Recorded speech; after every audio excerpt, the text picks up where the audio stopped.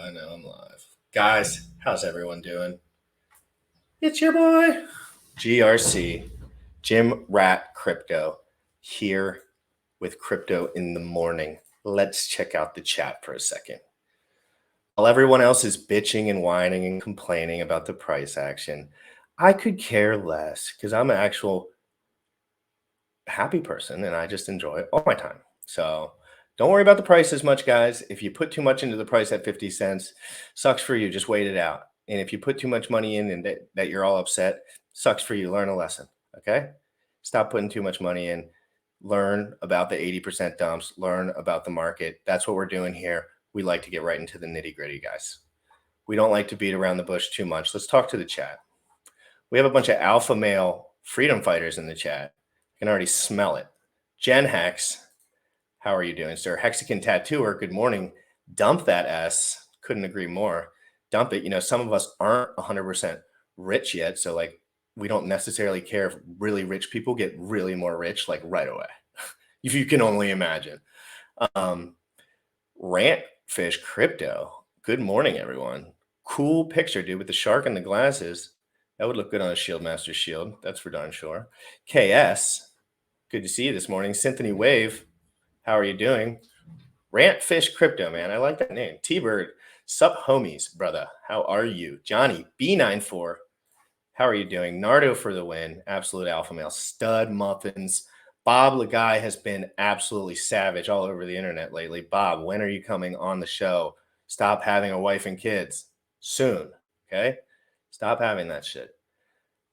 Tin Top, what's up, Hexicans? Sweaty. We got both. We got Sam Stoltz even in the chat. Jeez Louise, this dude's everywhere. Bullish Ox. Bullish and I have been talking crazy all morning. Crazy arbitrage opportunities within the Maxi system. We're not going to get too deep into that because I want to be able to take advantage of it before I tell absolutely everyone. But we have Hedron Maxi opportunities on different between Matcha XYZ and Dex Screener. You can see that there's different prices listed. So good morning, Crypto Ragoon. Guys, we have a special guest today. Other than Sam Stolt, we have Bluey, okay? Blue Bum. We got Blue Bum, and he's coming in hot. We didn't even talk before this. He's just get in here. Get in here. I'm not hiding anything. He's not hiding anything. So who gives a shit? Let's get in here and talk. We're going to be covering a lot of stuff today, guys. One thing we're covering first, the first 15 minutes, and I swear I'm going to can it at 15 minutes, and if anyone gets in my way, I'm going to throw my computer out the window. We are talking about Hedron, okay? Before you act like you know what is going on in Hedron, why don't we continue to do more research? Because as you do more research in Hedron, you actually learn what's going on. And then you realize that there's correlation potentially there. And then you're going to want to look into it more. Guys, we got Blue Bum. He wants to talk about Hedron. He's an admin in the chat. He's also someone who probably knows a lot about Bitcoin. So he'll be perfect for the conversation. We're going to go through the white paper. Why was crypto invented? In 2008, right afterwards, we went straight to Bitcoin, right? So it was like 2008, the crash. I was just a young boy, but we have, everyone else in this talk was probably working at the time, right? So let's talk about that relationship to Bitcoin. We'll talk about white papers a little bit. I'm going to explain to you in depth what a white paper is for all you guys in there that just kind of skipped over that. I have a little 3-minute video just so everyone knows what exactly a white paper is and actually how to write a white paper. If you look into the resource, he will show you how to do that as well, but I'm not going to cover that. Guys, it's your boy GRC. I'm going to go put something on that shows a little more guns, to be honest. And this is going to be an absolute banger. If you're not sharing this all over the internet, then God will summon you to hell. Guys, it's your boy GRC. Young folks, you dripping on them motherfucker. Richard Hart. Richard Hart. Bought my hex from the fucking start. Point one every day we mark.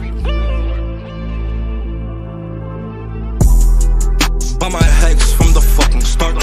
Sacrificing all this bread like I'm Richard Hart.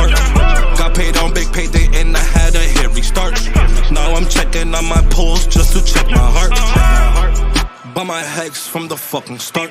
Sacrificing all this bread like I'm Richard Hart. Got paid on big payday and I had a hairy start. Now I'm checking on my pulse just to check my heart. Checking my MetaMask moving. Look at the hex, here's mooning. Looking at wives they be choosing.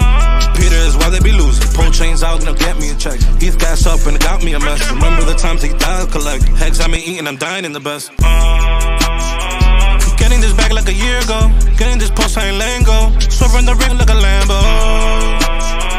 Getting this back like a year ago. Getting this post, I ain't letting go. Swerving the ring like a Lambo. Buy my hex from the fucking start. Sacrificing all this bread like I'm Richard Hart. Got paid on big payday and I had a hairy start. Now I'm checking on my pulse just to check my heart. Buy my hex from the fucking start. Sacrificing all this bread like I'm Richard Hart.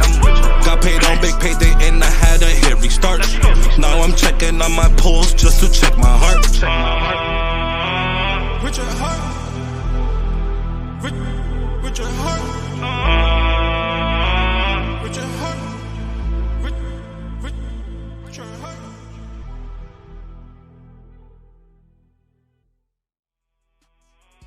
Getting this back like a year ago.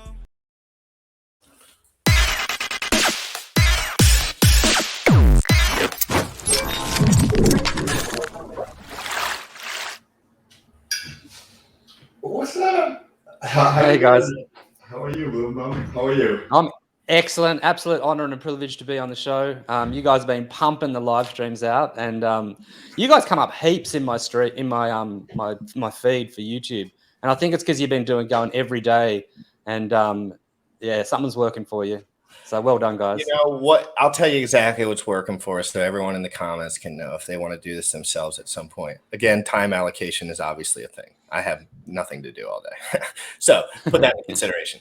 But anyway, so what you need to do is, one, do it professionally. Do not do it like a half-ass thing. If you're just going to do it, you should do it in the way that you think it should be done.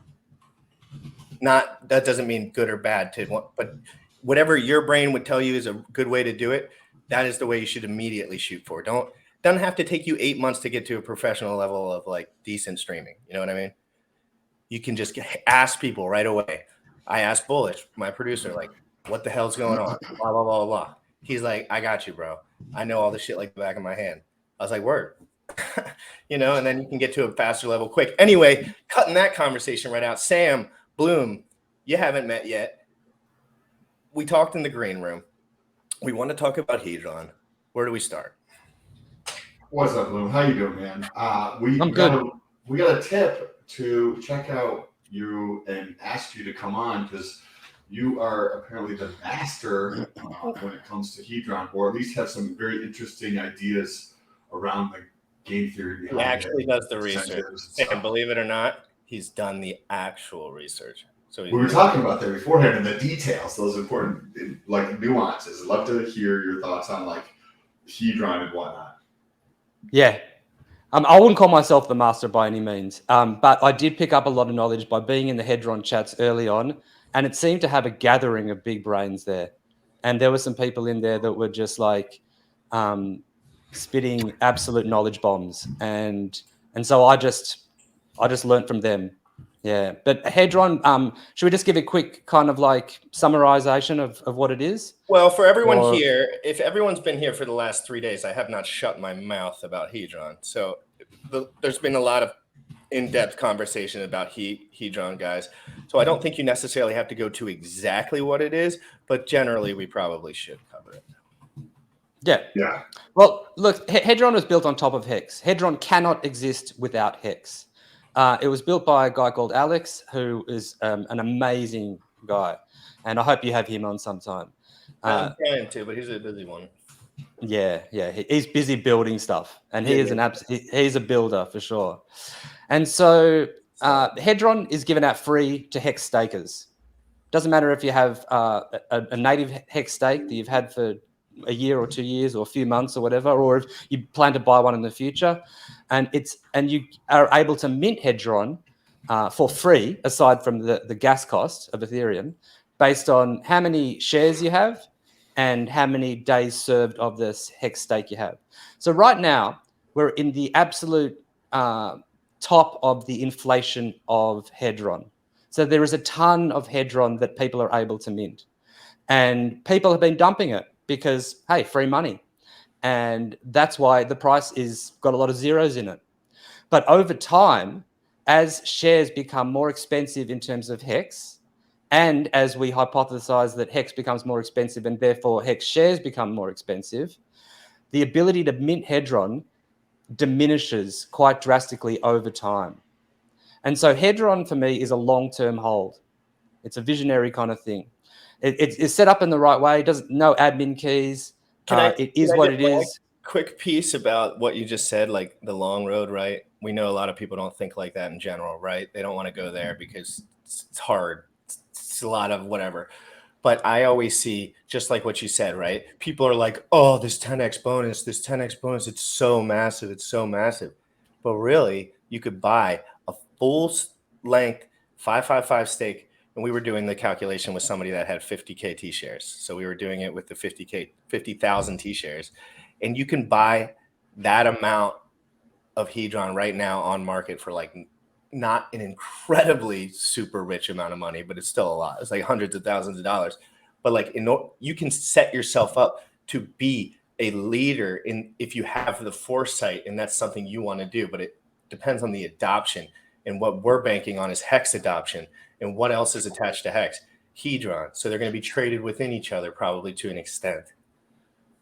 Yeah, I think that's the biggest liquidity pool at the moment is the HEX Hedron one. And so you can just get it for free just by having HEX stakes. But the other two advantages of Hedron is that if you make a HEX stake through the Hedron contract, you can tokenize that stake and send it to another address, which means that you can sell it on a market. And we're starting to see lots of markets pop up now. I think it's on 4 or 5 markets already. And then when Pulse Chain comes out, people are already planning other markets. And so I think there's going to be competition between all of these sites to be the place where the Hedron is traded.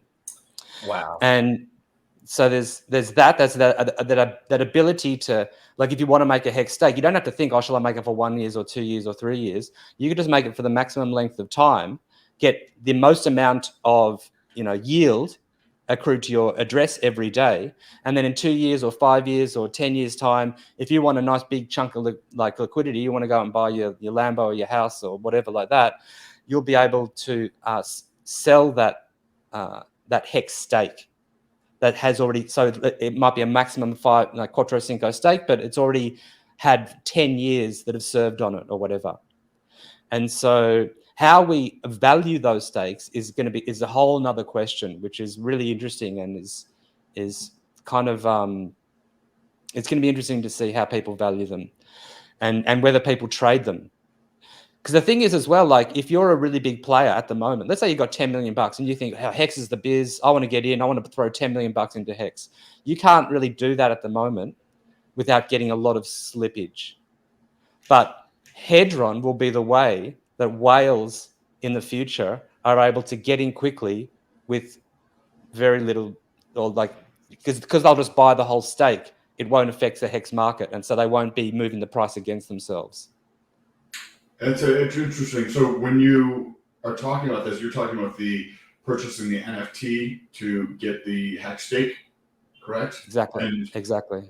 Right before we came on, you had mentioned that there's going to be the 90-day mark coming up soon, where there could be some liquidations. Yeah, and there are some really interesting games already starting there. So there are some people who have made HSI stakes, like HEX stakes through the Hedron contract, and they borrowed on them very early.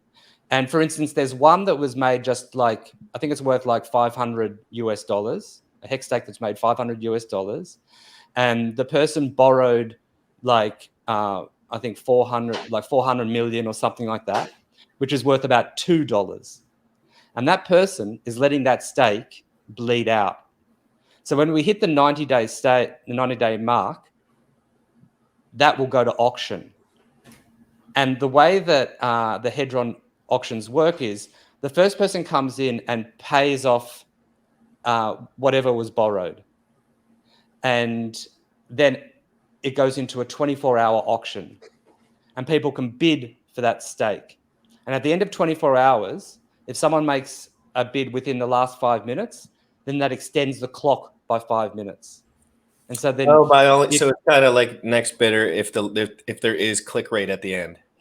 yeah. That's And dope. the reason that the whale has done that, I'm hypothesizing, is because they want to see Hedron burnt. Because all Hedron that's borrowed is burnt. Anything that's paid back is burnt. So if you make a borrow and then you start paying off the installments, all of those Hedron installments that you pay back are burnt. But the person who wins the auction, all of that Hedron is burnt. So this is a way to burn Hedron out of the system. So when somebody does an advance, they're going to pull, and it's a 15-year. They pull the full amount of Hedron that they're able to earn over that 15 years to day one. And then when they go back and pay that off, that is just getting burnt as they go through and actually do that.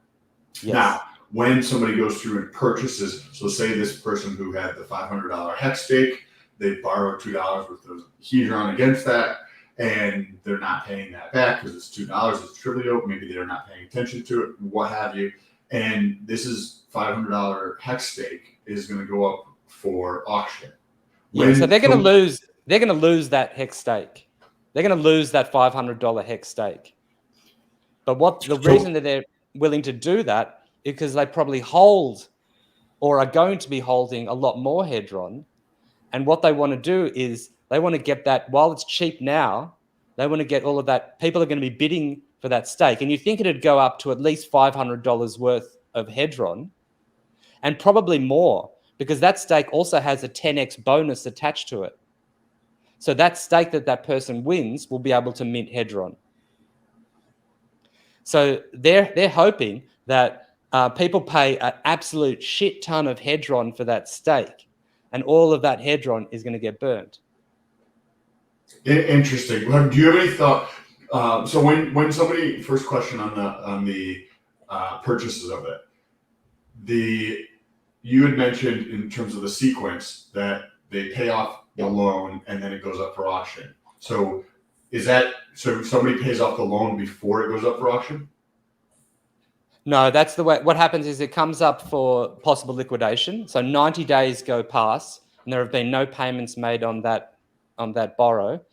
And so then anybody can come in and pay off the borrow, and it immediately sends it to a contract which goes up for auction. So then the auction happens, and like, let's say I pay off the first borrow. Then the second person, they put up their Hedron. Their Hedron, well, I get paid back whatever Hedron that I paid, the first person paid, and then there's a little bit left over. And then the next person who bids, they pay off that second person, and then the next person pays off that third person. Interesting. And every time the price gets pushed up. Sam, lock this information in your brain because I'm going to have to ask you about it later. So where does this take place? On Hedron.pro?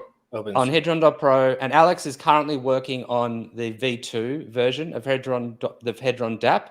And I think he's Hedron.pro. Yeah. Oh, I'm sorry.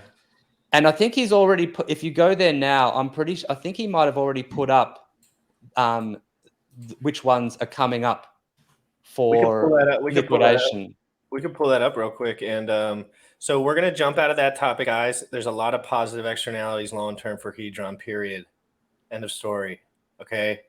And it's attached to the greatest asset that's ever created in the history of the universe. Okay. So I don't need to sell you that much if you'll chill on that. You guys don't think too much. Okay. You just talk too much. Okay.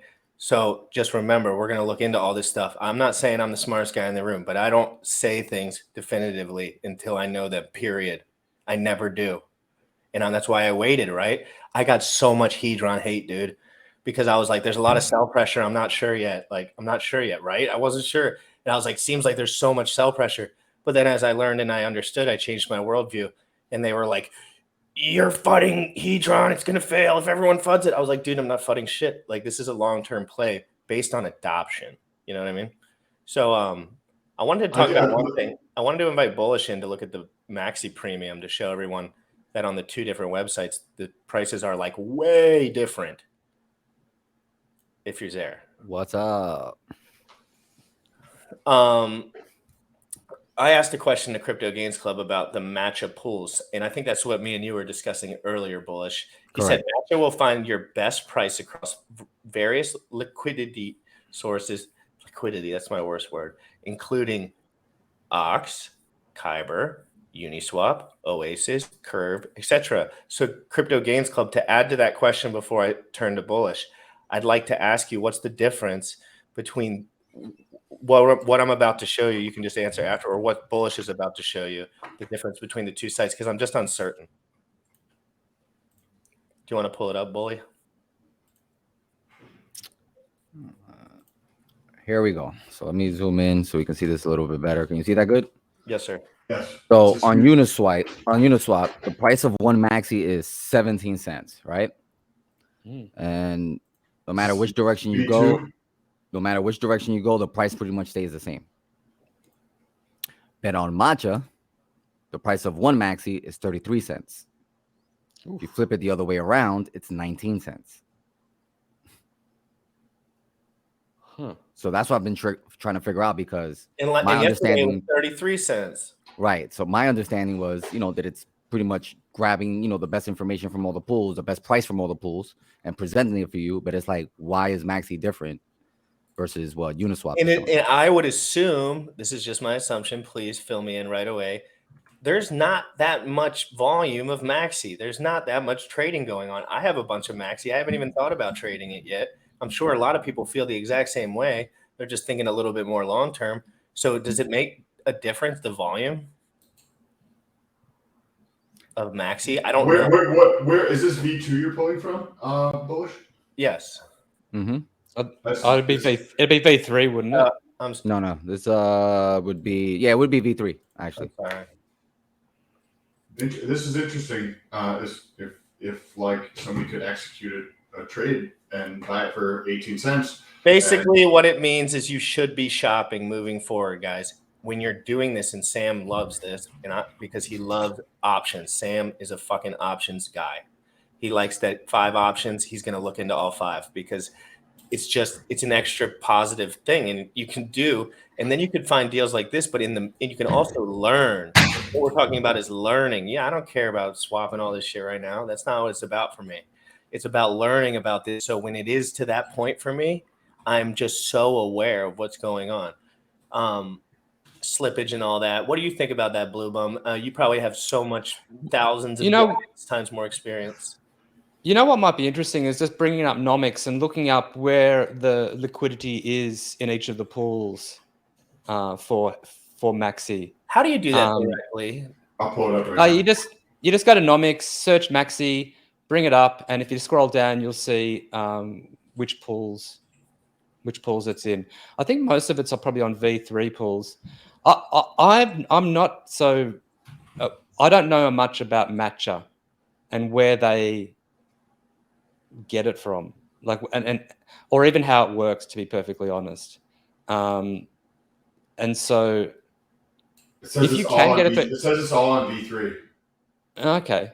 So I don't know where Matcha would be getting a cheaper price from. So basically, what you're saying is it's pulling it from a pool we probably don't even know about. There isn't. We would know about it because it's only on a decentralized. I think who he's saying is that it should, if the nomics is up to date, then it should show up right here. Is what he's trying to get across, I believe. If that's accurate, Boom. Yeah, I mean, I thought nomics was pretty good with that stuff, and that if there was another pool that Matcha could pull from, it would show there. But maybe they haven't updated. All right, so let's anyone that has answers to any of these questions, we'll look up stuff, guys, later. Again, I just love poking around at stuff, right? I love poking. I mean, it might be that because it's on V3, it's not it's not equal sided liquidity.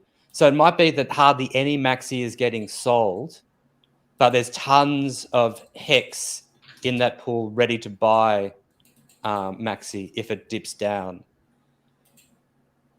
When when I looked into Maxi, which I looked into pretty regularly, but I went to the info because I wasn't aware of what you just told me about the nomics and listing liquidity there. And the only place I could find it when I was just poking around, because I wasn't sure if there was an aggregator for that, I found a couple pools, but there was barely any liquidity for it to start with. I think it was under $1 million worth and this was spread out in like several different pools between say Maxi and Hex, Maxi USDC, Maxi and Hedron on V3. So that could be the only pool. But when I was looking the other day, I didn't find any other pools. So that nomics thing could be accurate. See it's interesting. Maybe go to Matcha, and it might just be that you can buy it for cheap, but you can only buy like 10 cents of it worth for cheap. And then if you buy more, like if you put in like $10,000, the price is just going to move against you like heaps or something like that. It actually doesn't even pull up when I pull up Matcha and I look for the Maxi token. It doesn't even pull up for me on my side. All right, guys, guess what we're about to do? We're about to switch it up. All right, I'm going to switch this up real quick. So quick, just so Sam knows, in the future, if you don't see it, you got to copy the contract address and paste it into it. Thank you. And guys, for those who don't know about Matcha XYZ, Matcha.xyz for limit orders, that is the alpha for buying your stuff. But that's far as you guys might know other stuff, but that's from what I've heard from the best sources that I know. So set your limit orders, right? But when you set your limit orders, quick alpha, don't close the web page. I'm a dude who has problems with his brain, and I love closing web pages. And when you close it, it'll make you reset it, and then it won't count. And I remember the price went down to where I wanted it once, and I was like, "This is the best day. I did it. Great job, Scott." And then I was like, "Oh, wreck." So Sam, I pasted the contract address in private, so you can just copy it from there. Hold it up, thank you, sir. All right, so we're gonna switch it up. We're gonna switch it up until he pulls. I've heard lots of stories of people's orders on Match and not going through. I'm not sure if it's just because you closed the web page, or I'm not sure how their engine works. I'm telling you, hey, quick alpha. If you close that web page, you wouldn't think intuitively it would make you redo the transaction. But it's just that little transaction fee to like set the order, right? And I remember setting it once, and I was like, "Oh, this is great." It probably failed because it actually, but I don't know. Paste the smart contract address, Sam. Maximus.cash front page. Paste okay. You can get it from the actual protocol from the. Yeah. I gotcha. Sweet. Thank you. Is that? And as we go, guys, he's going to pull this up. You. I'm just going to tell you what I'm going to be moving into. I'm going to be moving into a little bit of Bitcoin talk, okay? We're going to be first. I'm going to let everyone in here know. There's 100 of you in here right now. I'm going to let all you guys know what is a white paper and what it should look like and what generally it is, because it is a little open-ended. As somebody who likes detail, the definition of a white paper doesn't stick too hard. But there are examples of good white papers and bad white papers. But so I got a 3-minute video on that I want to show everyone. Then we're going to start talking about Bitcoin, and I'm probably just going to be asking questions to Bloom and Sam as well. Is that cool, guys? Yeah. Good. I want to learn today because what did Bullish told me? I can't remember what he was fucking saying earlier. It was the smartest shit. It was you have to know your past to know the future. Right, like, and I totally believe that. Like, you have to know what went on before, or you'll never be able to get ahead intuitively. And if you want to invent stuff in the future, of course, you'll never be able to get ahead of the curve if you don't know exactly what went down, right? Like, you have to know the patterns of these things, like Tesla, like Bitcoin, like all these big companies, like how the things work. So I want to get personally, I don't want to be a guy who just knows about Hex and shit. I want to be a guy who knows about Terra Luna, Polkadot, everything, because I want to know what I'm talking about rather than being a freaking slave to what other people are saying, which I hate. I hate that shit. All right, guys, let's read this first. Let's start this first. It's a white paper. Well, I researched everything I could find on how to write them, and I had a pretty good idea of what a white paper is, though there's no nailed down definition. It's a little bit flexible. Basically, a white paper is, number one, it's a report that is, number two, written about a problem that's pretty compelling for the reader. And then number three, the author of the white paper generally identifies himself in the white paper. So after learning how to write them and basically what one is, I went scouring the web every day looking for examples of good white papers. And I skimmed hundreds and hundreds of them. And I found maybe several dozen that even fit that definition, and then even fewer of those that were any good or were compelling. But it's interesting that today I'm going to show you an example of a white paper that's actually really good. And interestingly enough, it's considered the first white paper. It was a policy paper put out by Winston Churchill that was presented to Parliament in 1922. He was the Secretary of State for the colonies, and it was addressing the problem of Jewish settlers coming to Palestine and conflicts with the Arabs living there. And so, as you can imagine, it's quite a complex situation. Well, what was great about this white paper, and it's like if I can get it open, it's just this long. It's 4 pages, and it was a report. And what it did was it looked at the history of the conflict, and then it kind of did an overview of the current situation and things that they had tried that didn't really work. And then it laid out what Churchill and his department believed was going to be a solution for the problem. And so then secondly, of course, this conflict was of quite a great interest to Parliament and the other people that would be setting policy for this. And in fact, when you do a white paper for marketing, you're hoping it will serve the same function as Winston Churchill's, and that somebody will take your white paper, take it into a meeting, and because you've done such a great authoritative report, they're going to say, look, this has information that is really going to help us make a decision. And then finally, of course, Winston Churchill put his name to it. Usually the author puts their name on it. And it's actually by writing a white paper and putting your name on it, you can actually gain authority if you don't have it, if you're not quite as well known as Winston Churchill. Well, if you want to know a lot more about white papers, just kind of learn about them in general, I would get Get your shills out of here, guy. I'm only taking you for your alpha, and I'm kicking you out.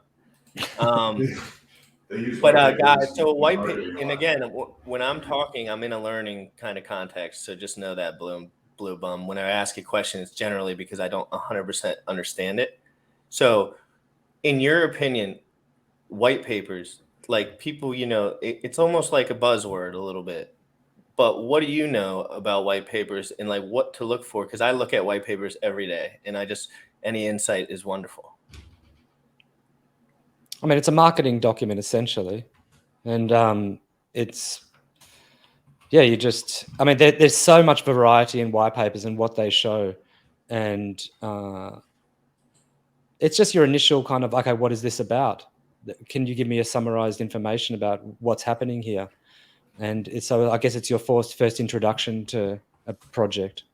Do you think it's almost like peacocking your intelligence a little bit by having the most detailed, comprehensive breakdown? Because that's what kind of that guy was saying in a way. It was almost like the better, the more beautiful, the more elegant, and the more detailed your white paper, it will come across better as a product in general.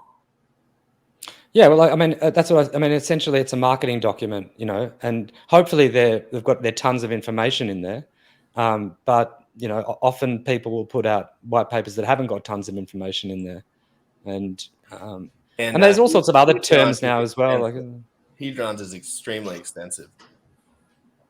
Yeah, it's a good one, the Hedron doc, and companies use them all the time for marketing. They'll come out with a white paper, and they might hire somebody, like a second party, to do it. Supposedly, like an independent party that's getting paid, right? So it's not really super independent to come out with something relative to whatever they're working on, a project or service or a benefit of the service that they provide, or something along those lines. And then they'll use that for their marketing, whether it's like their email marketing or some type of brand campaign, and referencing the white paper that they came out with. Is a white paper 100% optional?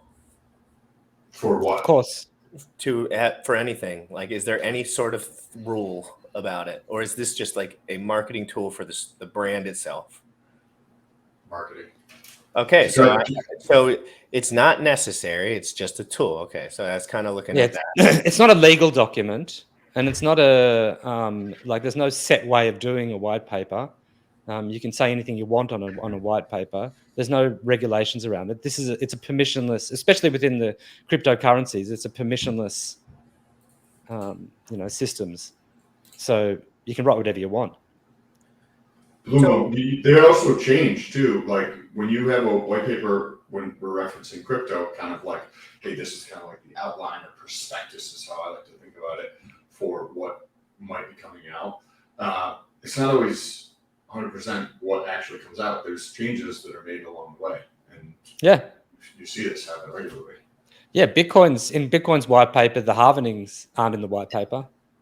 That was a later pumpamental that was introduced. You know what I would like to break down, and I just thought about this would be fun. Hold on a sec. This is one I've never read. This is very. I'm sorry if I'm just being a geek right now, but I have never read this white paper. You guys see it or not yet? No, yeah. Cardano. Yeah. Have you ever read that white paper, Sam? Never. I never really got super interested in Cardano.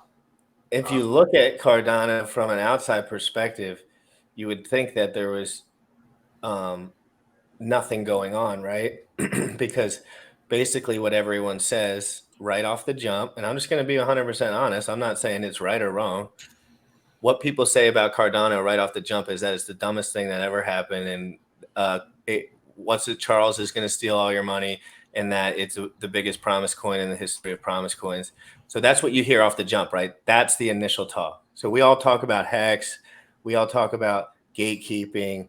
So I just think it's stupid that people bring all this stuff up and then they do the exact same thing to everyone else. And then they wonder why there's a reflexive feeling there. But an ADA might be stupid as crap. Like it very well might be dumb.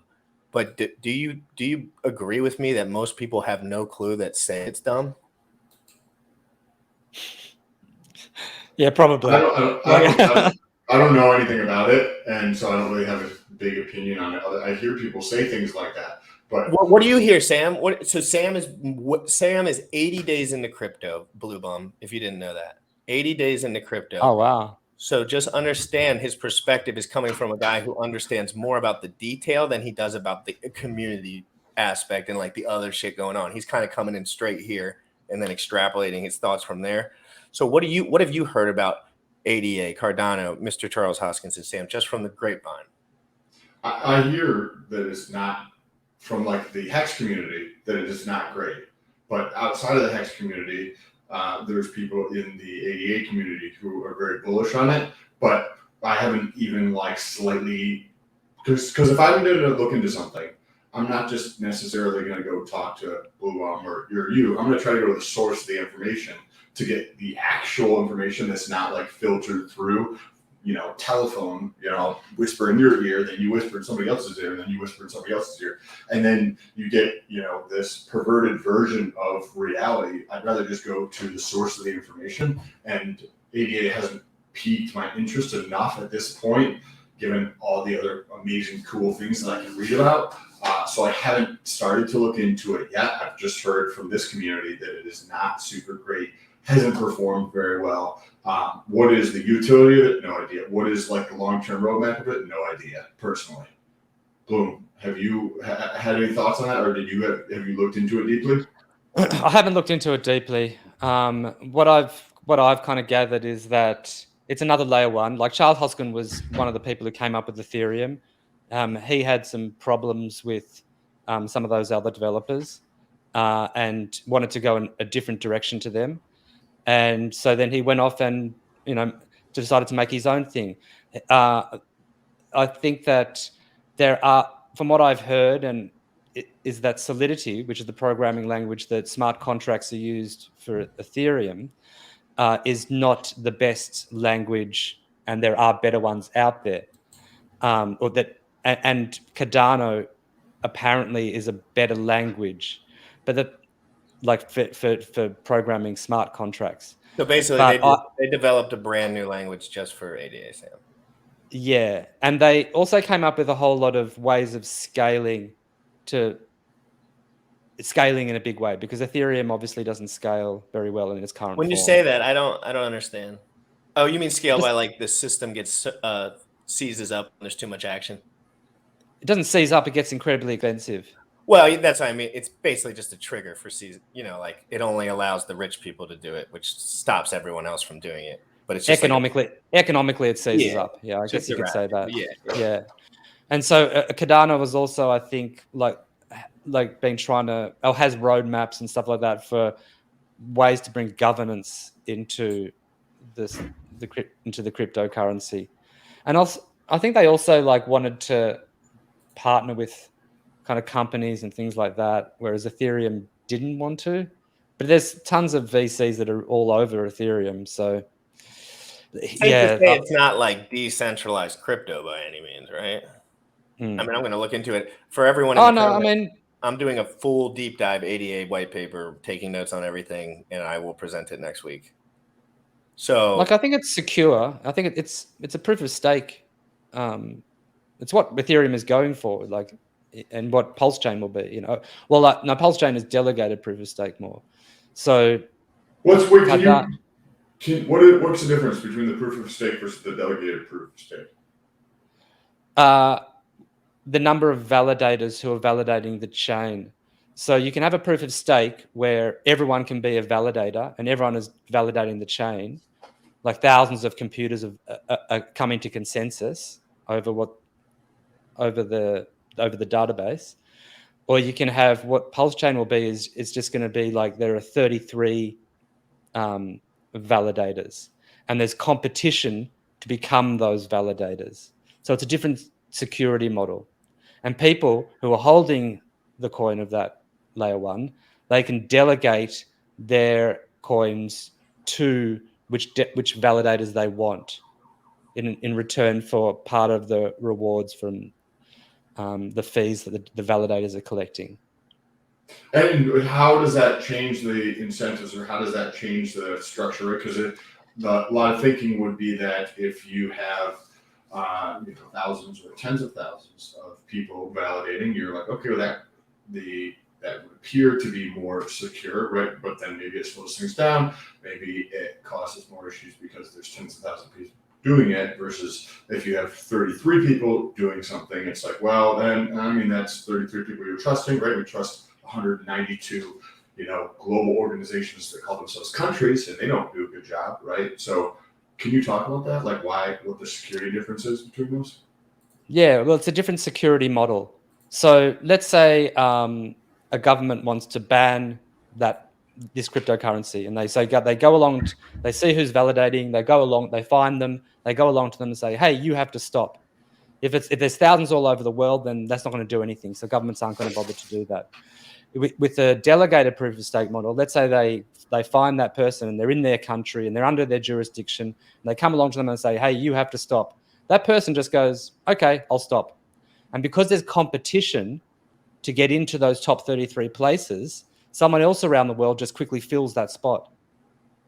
And so it's about whether, if someone wanted to overtake the blockchain and rewrite it, they would have to, because people get slashed if they're being if they're not being true. And so it's another type of security model that has worked. And there were cases where like Steam was a delegated proof of stake model, and because a whole lot of people were keeping their Steam on an exchange, the guy who ran the guy who wanted to overtake Steam, he actually went along to the exchange. It was a friend of his, and the Binance, and he basically got all of those coins that were on the exchange to delegate towards the people that he wanted to be the validators. But then what happened was that all those people got really pissed off at that, and so then they just went and created their own blockchain called Hive. They just forked it and created Hive. So it is possible to, like, I don't know. I mean, it depends on so many factors. And what you would, there's also the reasoning for why you'd want to do that. Like, why would you want to overtake a chain? I mean, you'd have to spend a ton of money and energy in order just to destroy all of that money and energy. So that doesn't really make game sense. But wouldn't it be harder to do that if there's tens of thousands, if not hundreds of thousands of validators, depending on but the other side, but the other side of the coin, which is what we've seen with Ethereum and Bitcoin, is that even though you have thousands of people who are like who are validating, like either miners or validators, well, in Ethereum and Bitcoin, it's miners. They end up going into pools, and so really you have only like 3 or 4 or 5 main pools, and so because everyone's like given their power to those pools, it's still they're more the ones centralized than 33 is. It actually they become more centralized in terms of the actual decision making. And the other flip side of that is, like with Bitcoin, it becomes incredibly, like if there are so many people who have, it makes it hard to change anything about so you got no development. That's the flip side. So talk about that for a second. So if you have tens of thousands of validators, is there a SOC type of thing for how validating is done that people are generally supposed to follow to be a validator? There's all sorts of different systems. Like, for instance, Avalanche have a completely different consensus mechanism, and they can have thousands of validators, but it's just been designed in a completely different way. But then they have other problems, like the validation and consensus of the network isn't necessarily the biggest problem to look out for. It's more bugs in the code. Like inflation bugs are way more detrimental to a chain, or contracts which have admin keys, which admins can just go and change things, or or bugs in contract code. So when the contract is sitting on top of the blockchain, it's more a problem not in the consensus layer of the layer 1. It's a problem in the contract which is sitting on that consensus layer. So if you're looking at like the hierarchy of how probable or risk is some sort, the risk with validating is on the lower end of the totem pole relative to, say, contract risk or admin keys is probably first, and then contract risk or bugs in the system, so to speak, whether it is. With proof of work, with mining, we've seen people attacking other chains, trying to get most of that hash power to change transactions or whatever. With proof of stake, I'm not an expert in this area by any means, but I don't think we've had many kind of like attacks on a network. Maybe apart from, I guess you could call that Steam it, when I forget their names now, but when he took over, when he tried to take over the network, but then everyone just forked it and just went off on their own and did their own thing anyway. So I don't even really understand. And he just killed his project. So he had this really good project. A whole lot of people are using it. He starts playing all these shenanigans with it, and he destroys his own project. So it's just like a dumb thing to do anyway, I think.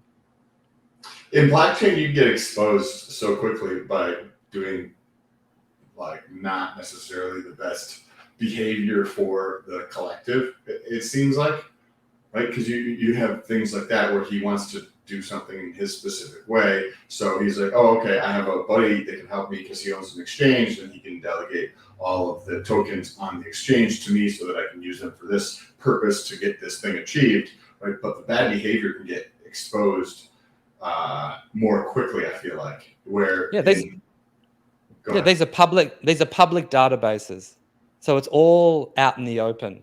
So you can't get away. I mean, it's easier to get away with stuff on centralized exchanges where it's all kind of hidden, but on public blockchains, that stuff's going to be exposed. And so, and that's the thing, is like, what brings value in the end? It's social consensus. it's what everybody like Preaching to what the choir, mass bro. humanity agrees on, you know, and the price is that metric. Yep. The price is the end result of all that social consensus. And so and then this is why we worry so much on this show. We harp about marketing. It's all just marketing. It's like, who's marketing the best? Obviously crypto is software, so the software has to work and it can't have bugs, or that will be bad marketing. But like, let's say that works, like what Hex has done, in my opinion. It's been very good on the software side of things. So when you add that to the grassroots environment that we're getting into, it's just too explosive. It's so explosive because everyone's getting a good deal.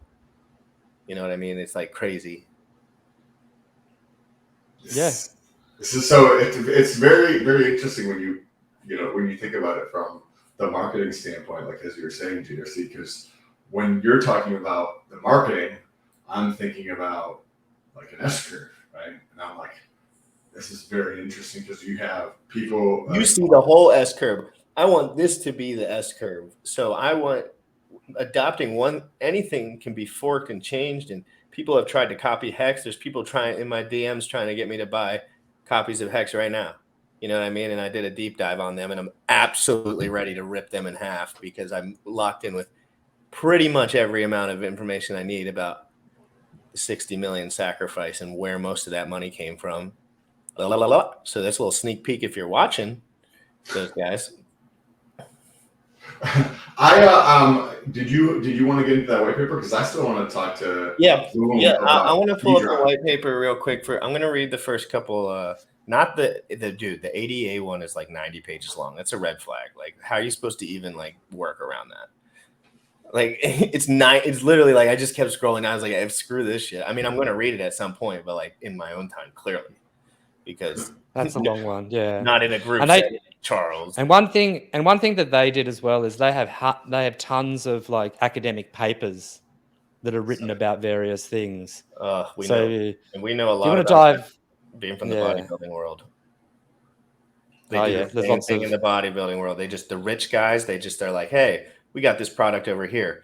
You see how many studies are done on it? You see how many papers are on it? And they funded the whole thing. And it's just like all the poor guys are like, I need grassroots, right? Like they have to get that audience base. And basically you have to come at it from that way. How much engagement does Richard Hart get on the internet? I've never seen engagement like he gets with the amount of followers that he has. Never seen it, because he knew intuitively fake followers won't change anything anyway. So why don't I just show people, like, because when you see 5,000 watching and 200,000 subs or whatever, it's a good ratio. Like, people are going to notice that, in my opinion. Like, I notice that. Like, when people have 150,000 and they have less watching than me, I just know that they're a piece of shit. Right? Like, I'm like, oh, you suck. You just pay for bots, and that's cool. But like, you're not effective. You're not valuable. There's nothing there. So like, just get your money, I guess, and do whatever. But so we're gonna. I gotta stand up for a second. But I got a cramp or some shit. Hopefully, I don't die on stream. Yeah. So we're gonna talk about the white paper. Let's pull it up real quick. Have you read the white paper, Bloom? If you haven't, it doesn't matter. You know what? I've skimmed it. I haven't like read each line and thought about each line. Well, then this will be cool for all of us, I think, because again, I'm here to tell everyone the truth about people.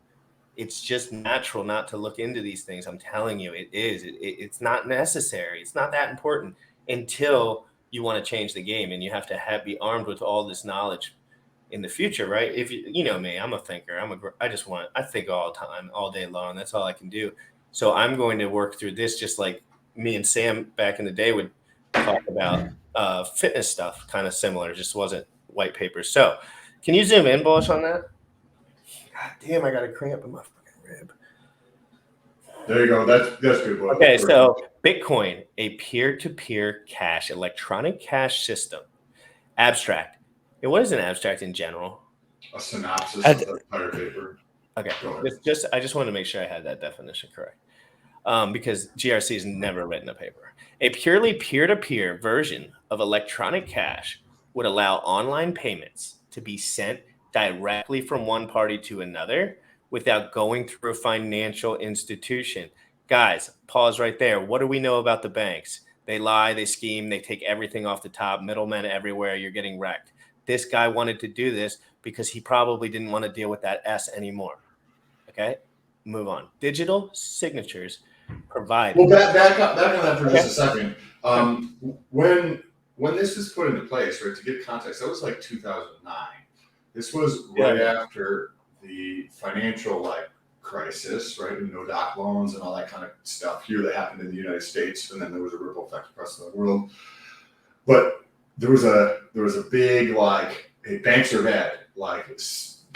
The people who handle money don't have any effing clue what they're doing. They're just doing it for themselves. And there was a big sentiment of that going on at that time. We see this world of crypto right now where people don't necessarily care for governments too much. They don't care for taxes too much. They don't care for regulations too much. And they love privacy, right? We have these things right now. Yeah, but I don't even know if that's the truth. I don't think most people in cryptocurrency care about any of that stuff.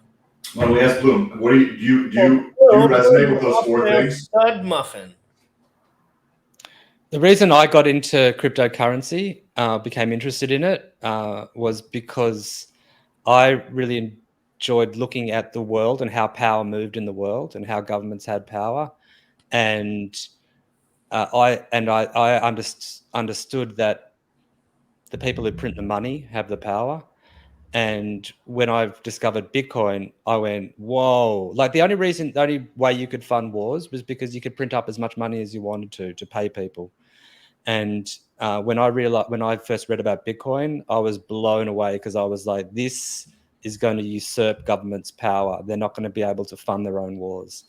And I was very much interested I read a lot of John Pilger back in the late 80s and 90s. I was very much into WikiLeaks, and Julian Assange comes from the same city as me, and I was very aware of his career and what he was doing. And when WikiLeaks was coming out with all this stuff, and it was a real turning point for me when WikiLeaks came out with there was a leak that showed that that the American government had been tapping the phone of Angela Merkel and all of these other world leaders and been listening in on them. And I remember when that came out and I was like, whoa, shit's about to get full on. These governments are going to start, I don't know what's going to happen. And after that happened, it was just dead silence. Germany didn't say anything. And I was just like, oh, okay.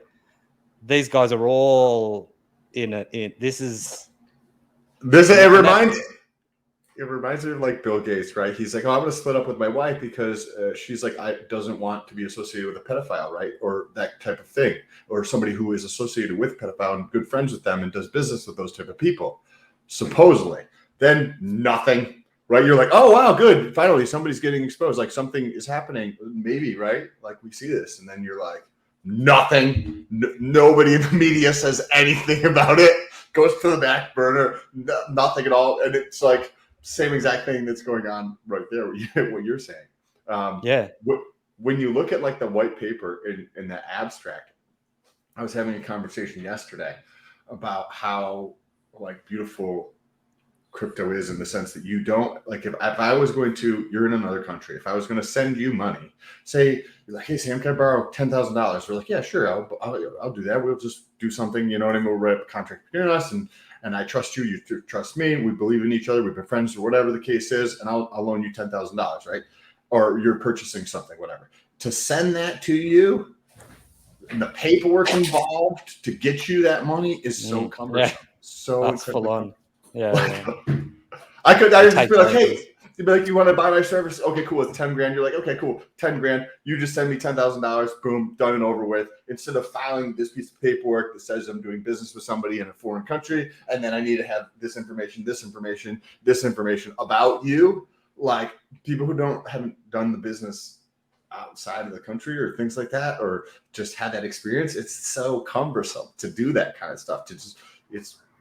And we never thought that banks would cut people off from being allowed to be paid. That was never a thing until the Visa and MasterCard stopped payments to WikiLeaks. For Julian, right? Wasn't that because they were trying to raise money and they didn't want to support? To WikiLeaks, yeah. They stopped all funding to WikiLeaks through Visa and MasterCard. And ironically, everyone started paying in Bitcoin. And then later Bitcoin boomed. And so WikiLeaks was fine for a while. But like we never even realized that, like now you have people being debanked. Like people who own a tattoo parlor or people who own a vape shop are often debanked. And the bank doesn't give them any even reasons for why they're being debanked. They just say, no, we're not giving it to you. Bad for our reputation, or whatever reason they come up with. And like, you know, the truckies in Canada and stuff like that, you know, like people who donated to a protest all of a sudden are like cut off from accessing money. And today's day and age, that should be a human right. Like it should be illegal for a bank to not allow someone to have an account. Yeah, that's interesting. It's very interesting. I had that perspective given my background in like the fitness and industry. Like that's how GRC and I connected. And in that industry, there's a lot of like, there's a whole gray market of stuff that is perfectly legal, but it is not. The merchant service companies, which are like the credit card processing companies, they won't do business with you.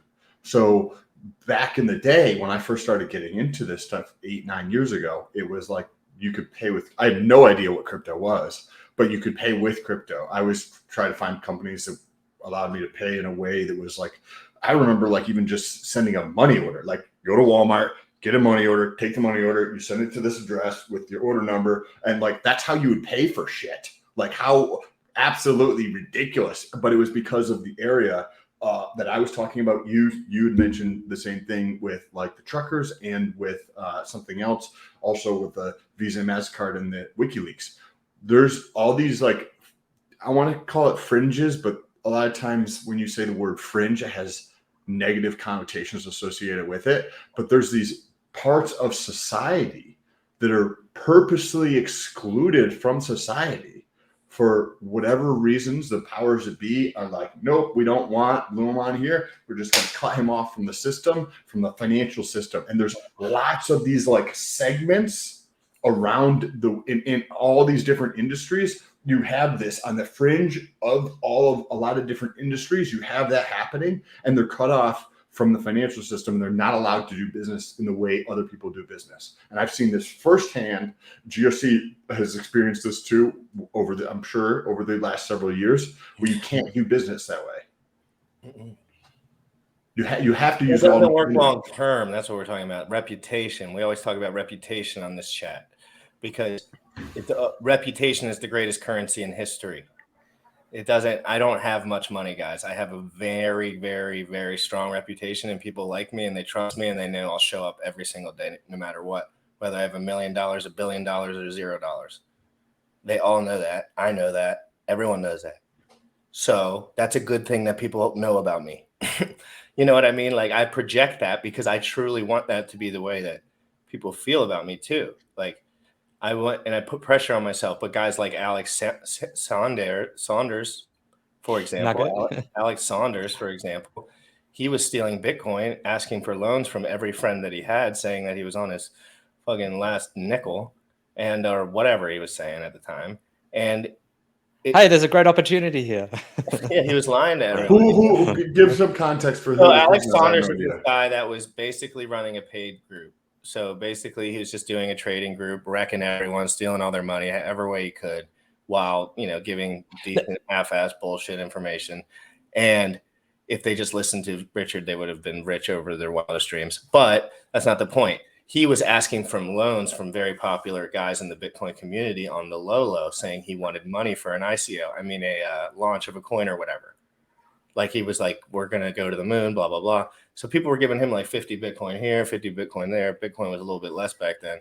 But then everyone started figuring out because Richard was calling this dude out so hard. He was like, this dude's a fraud, he's a bullshitter, liar, paid course, that everyone started connecting the dots until Richard exposed the DMs where he's like, this dude's a clown. He stole 50 BTC from me and he didn't pay me back. And then everyone else started doing it. Like BitBoy did it. You know BitBoy, Sam? No, I've heard you mention him. Dude, and he's like very excited, and he's like a shill guy. But anyway, he's like the CNN. Oh, I think he's like he's a bigger guy, chuckier guy. Yeah, but he's a slick little talker, nice guy, a little slick guy. But like, I was Yeah, I mean, not that we want to make it to turn it into a just talking about Alex Saunders or Nuggets news or whatever Why not? segment, but okay, like I when I was like I was a member of his group for about a week. And it was because like I'd been really into crypto since like 2000 and well, I first read about Bitcoin in 2015. Bought my first Bitcoin started 2016. Was a trade tard for a bit. Got scammed out of ICOs. Still made like all of a sudden like the 2017 bull run happened, and I was like, yeah, I'm rich now on paper. Then that all crashed, and then I just basically like sold everything, chucked it into Bitcoin, and just waited. And in 2019, like I'd been keeping my eye on it, but I had never ever talked to anybody in the real world about cryptocurrencies. I had never met somebody who I could actually talk to about it, and I was really like craving that. And Nugget he provided some, I don't want to say good content, but he was one of those people that had respect in the community, and he was one of the main streamers. And as he was an Australian, and he would talk to he'd do lots of content.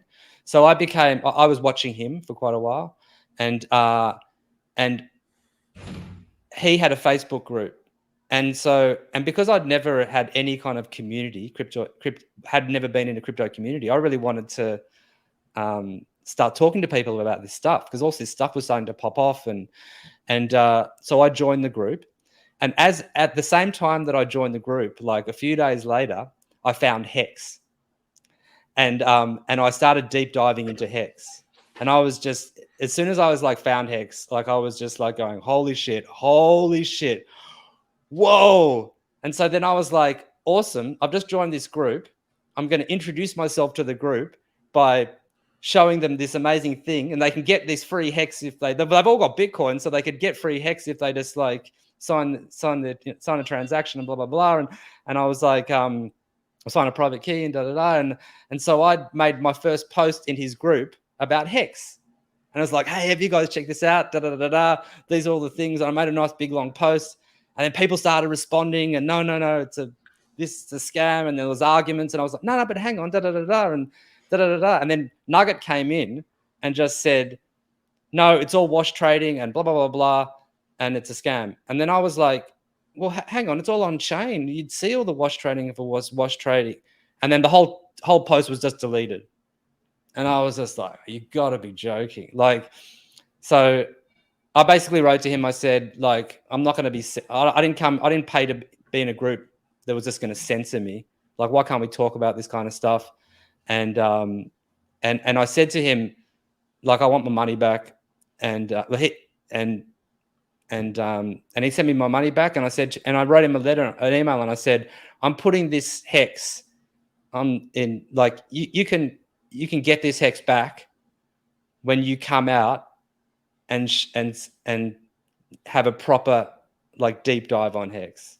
When you come out and give a proper deep dive on Hex, then I'll give you the money back. I'll give you the Hex back. I can't remember how much it was. Like, it was only worth $50 at the time. Now it's worth, I don't know how much it's worth, but yeah.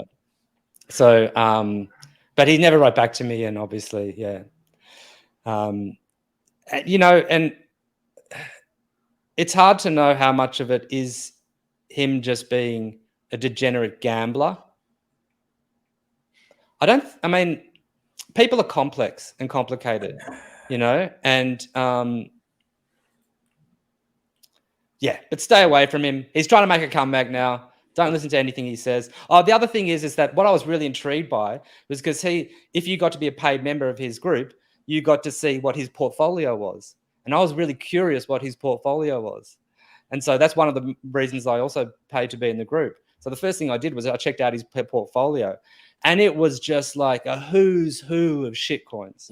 It was just like hundreds of fucking shit coins. And I was just like, really? This is your balanced portfolio?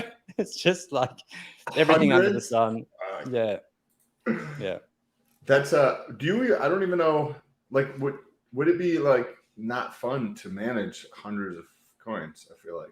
You can't. Well, It's no, too but much. the thing is, No one Sam, can. those 100 coins he probably got given to him by people too, because he's a popular. Oh, he would have been buying like all sorts of crap as well. Oh, so he was buying this crap too, man. Like he was. Oh just yeah. off the shit. I mean, I've got no idea. I've got no Addictive idea. behavior and negative. Me and Sam know a lot about addictive behavior, negative behavior, constant negative daily life habits. We see it every single day. We watch it. We observe only from afar, of course, because we don't participate in any nonsense. But in general, people that are in that way of thinking, that's the only way they feel comfortable living. It's the only way they feel life is worth living, would be to go through whatever the thing is that they're doing at the time. Like he mentioned, he was an opioid addict. That can couple really well with degen shit. Because if you're opiate, like, you know what they say in the streets, like the guys down here or in Baltimore, like, 10 minutes into the city, like they take Percocet so that they don't feel bad when they kill people. Oof. Like that's what they do. They take it before they go out on runs because they won't feel like nothing. They'll just be like, I don't give a fuck. And then afterwards they can deal with the emotional turmoil. It's a thing people do. And he mentioned live that he was an opioid addict. And he could have been bluffing, of course. But in general, opioid addiction is absolutely cunning and baffling if you're actually caught into the grips of it. You can get out of it for certain, like no doubt. But like it's a hell of a ride, certainly.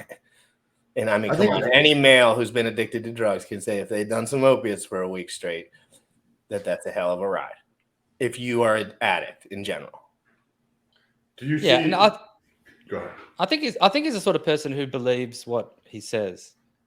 Like, I think in his world, he's not a scammer. And he did come on and he said he paid everyone back. I don't know if he did or didn't or whatever, but like, people are complex, and you might be a scammer and not think and be absolutely sure that you're not a scammer at the same time. People hold contradictions inside themselves like that, It's interesting that you say that, because it is. People are interesting. It's also, most people don't realize the most important tool and most powerful tool that they'll ever use in their entire life of existence is between their two ears.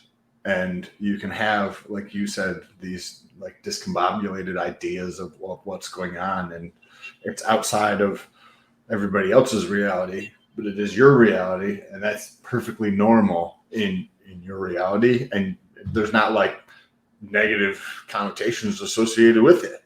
It's just, that's your reality. And it's very interesting talking to people and learning about those people, because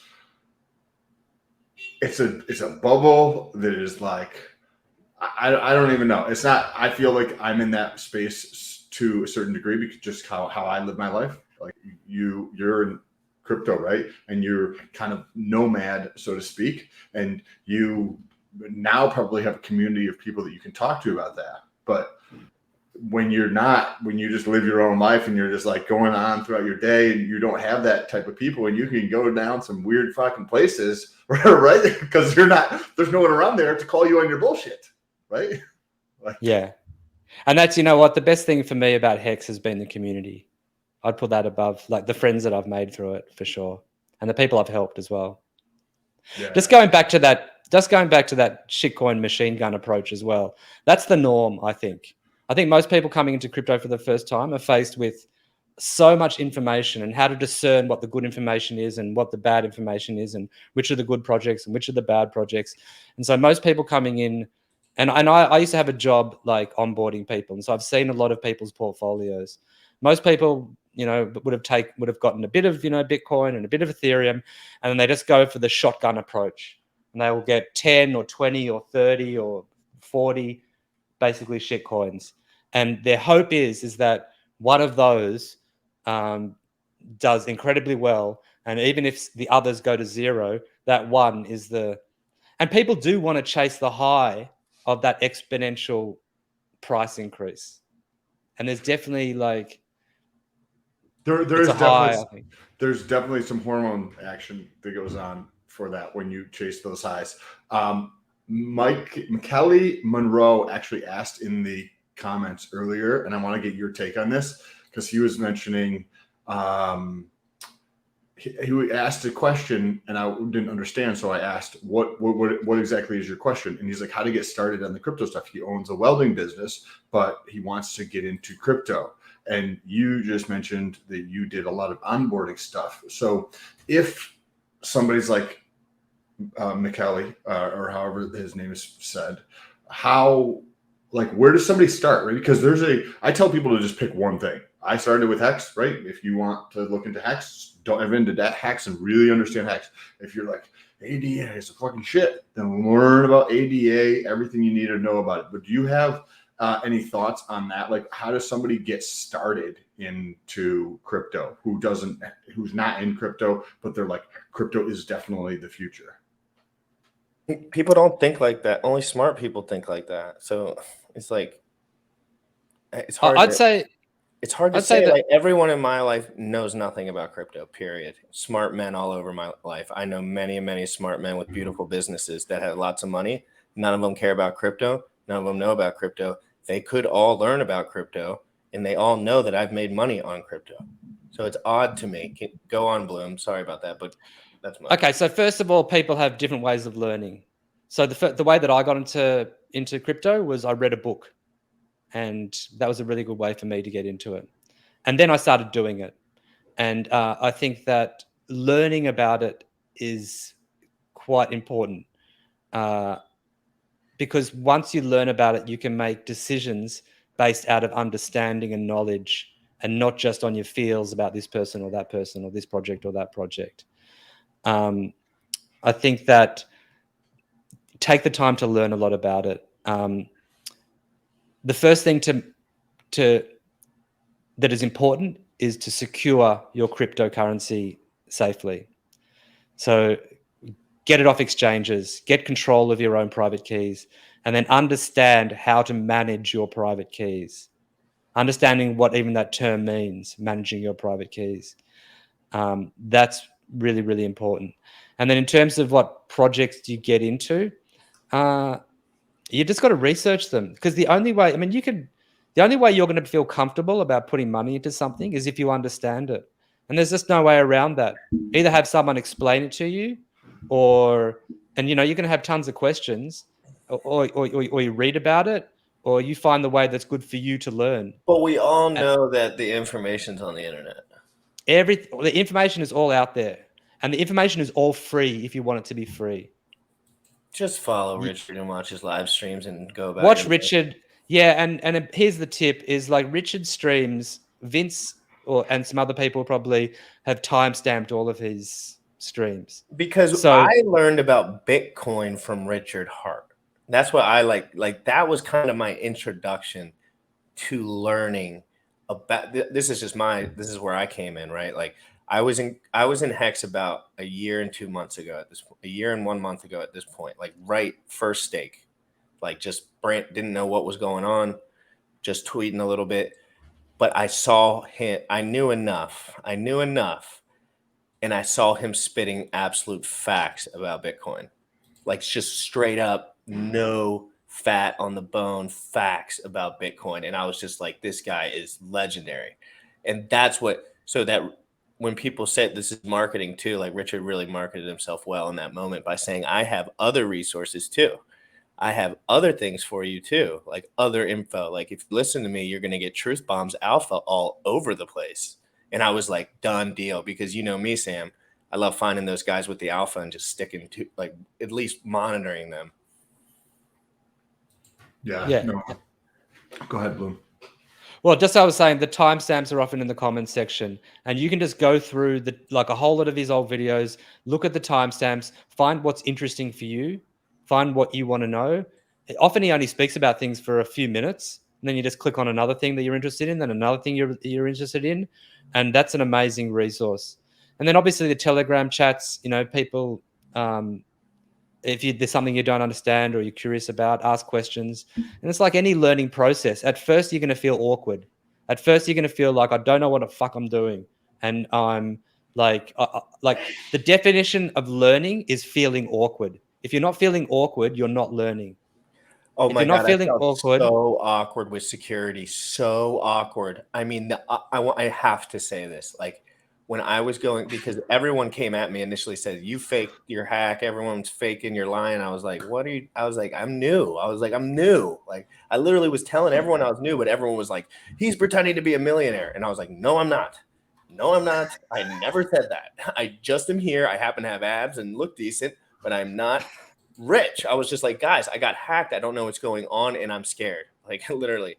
And then I went on Wales, and then that project. I'm at the point now where like I am a new man when it comes to my security. Like I feel like 1,000 pounds is off of my body compared to what I felt like then and the months after that when I was dealing with it and learning.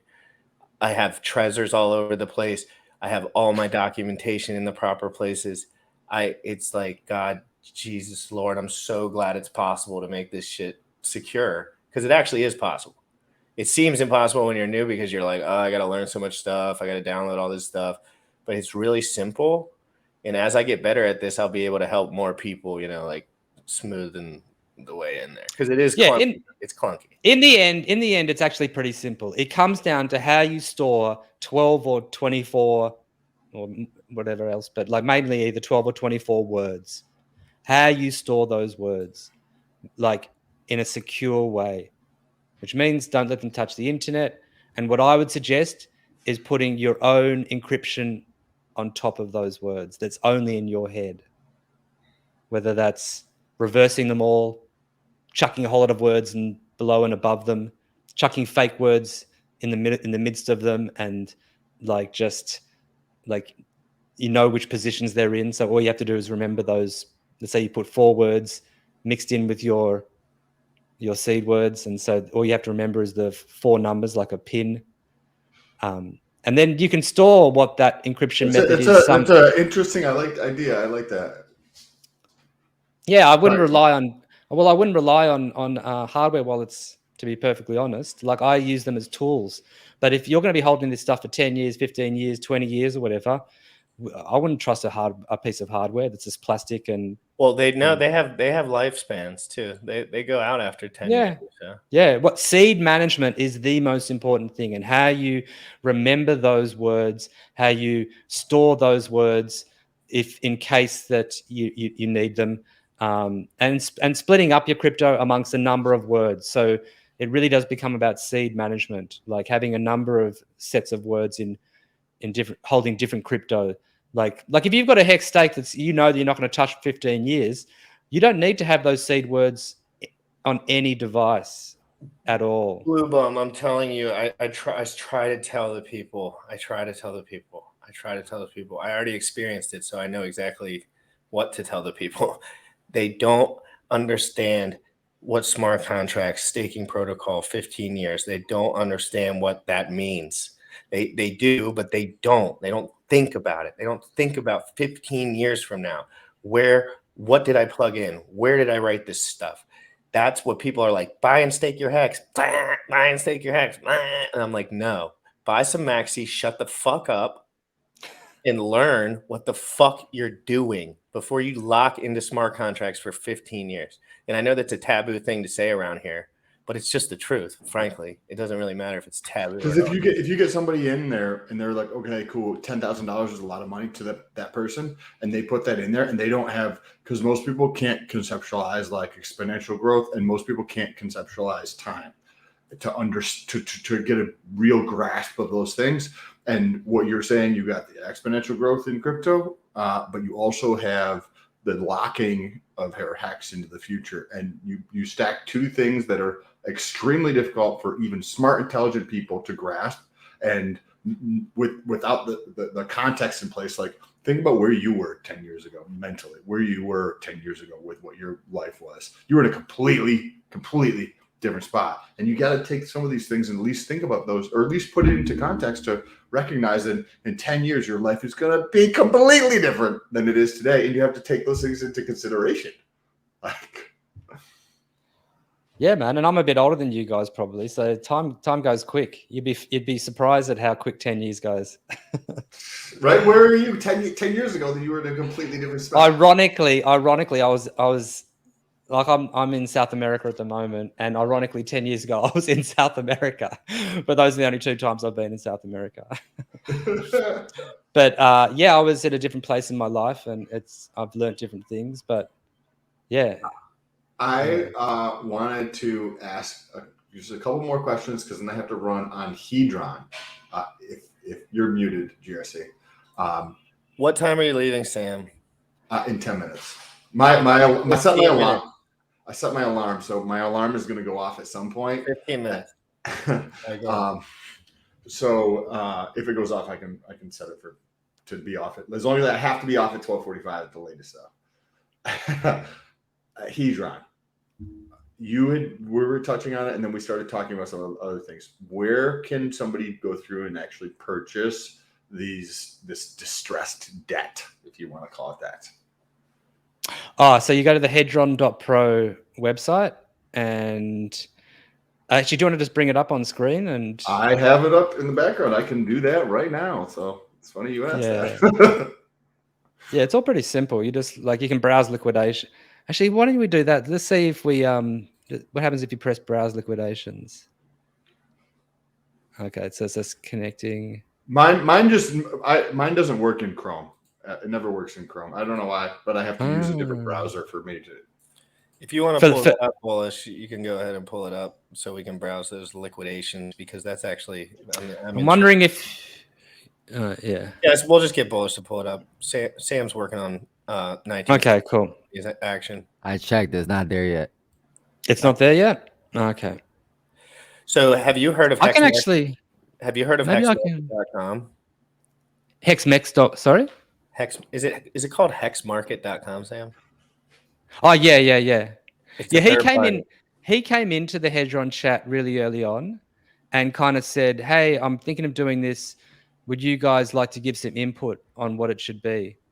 And a bunch of us went over into his Telegram and made some suggestions, because he wanted to create an HSI marketplace and he wanted to have Hedron staking. But you have so I wanted to. I now like the liquidations. Maybe I just had to pull it up on a different browser, a different computer to try to pull it up. Or as Bullish mentioned, it's not up there yet. So if I just know what, if you go, I'm just going to quickly look in the Hedron. I can pull up your screen too. It's no problem if you have it. Yeah, because he did post it. Alex posted it. Let me just try to find it. Guys, smash the like and real quick, smash the like button and smash the subscribe button, and share this out to a friend who's absolutely wrecked. Oop, there goes my shit. And jump down below and say hi on Twitter. Press the follow button on Twitter. We're very active on Twitter, so jump over there. Okay, so I got my thing to connect, but it still doesn't load the advances on here. Okay, so but basically, we know where to find them when they're available. I've got it here. What I'm gonna do is see if I can I send you a file? How do I send you a file? You can send a link in the private chat right there. Yeah, I've actually just downloaded the image. So how do I send an image? Are you on Telegram? Yes. Or someone on who should I? Or can you just post in the private chat who I should send it to on Telegram? Yeah, I'm gonna pull up the link for Telegram, or unless Bush. All right, pull up the link for Telegram. And you could just share your screen too if it's on there, but it doesn't matter either. Yeah, I tried. No, because when I pulled up, I couldn't. It's all right. Hang on. If you do it, then I pull it up after you share it. It'll pop up on my screen. Okay, hang on. I'm going to do that. Give me 2 seconds. Take your time. You're cool, man. No worries. I'm in a totally relaxed mood, so I don't even care. Everything's vibing. I don't know how to share the Telegram with you. We're all stooges of technology. I mean, Jesus Lord. Between the three of us, we could build a supercomputer. But I mean, I don't. Blue Bum, what was your expertise throughout your life, if you don't mind me asking? No specific. I'm an actor, or I did a lot of acting. I used to create solo theater shows, and I used to tour them around the world. Doing festivals. Dude, so you've had a dope ass experience in your life. I used to chase experience. I never chased money, to be honest. I chased experiences. Yeah, I'm kind of like and I can't even find where I just downloaded it to. Bloody hell. Crypto Bigfoot with the big LOL right in our faces. Great to see you, Crypto. Okay, Bigfoot. well, are you, I also used to teach, like, I've taught dance, and I've been dancing and taught acrobatics, and What? yeah. Incredible. Bloom, you're on BLOOBU on, is that you on Twitter? No, I don't think At Bluebum is the man. So I'm just going through to my- use the restroom real quick while you stooges work on your. Okay, I just sent you a message on here we go. Twitter, so maybe you can I found it. Okay. So I forgot what we were looking at. Oh yeah, the liquidations. let me see if I can share So if you press share, then it'll say screen. share screen, and then it'll ask the browser. Yep. Okay. You got that beautiful wind chimes in the back. That is my alarm, sir. That is my alarm. Hold on, let me take myself down. I'll go. Well, if your alarm's going off, then I need you to get off the show right now, and you have to turn your computer off. Is that coming up? Yes, sir. Hold on. It might take a second to load, but it's coming up. Turn your alarm off, Sam. Pissing me off. What the heck is that thing? I don't know why it's not loading up yet. Just give it a second. Anyway, you could also just tell us the information on there. Well, you know what? I'm just gonna go to my Twitter and I'll see. You'll give me a place. If you put any link in the private chat, I can pull it up. Anything. Can I just actually post a like? That's what I did in the private. I haven't got a link to it though. It's just because this is a JPEG. That's right. If you send it to me on Twitter, we can pull it up either later or tomorrow and show it. I sent you a message on. Yeah. I'm gonna send it to you now. Now I'm freaking cute. Now Sam, we have to finish this. So just you pull it up. Okay, I just sent it to you on Twitter. Okay, perfecto. So let me share this with everybody here. Now that we've led you guys on for so long, let's see what this looks like. Okay, so what do we got? What do we got here? Yeah, so that top one is 714 B shares. So it's not one. Yes, 714 B shares, and it starts in 8 days, and that one below that is 71 B shares, and that starts in 8 days. Starts in 8 days. The liquidation starts in 8 days.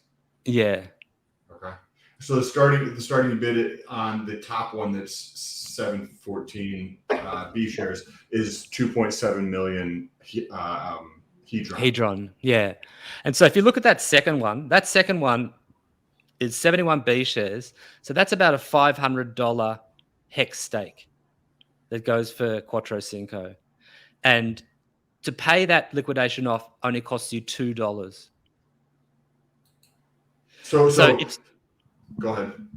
So if somebody pays off that liquidation and nobody else bids for it, you could pick up a $500 hex stake for $2.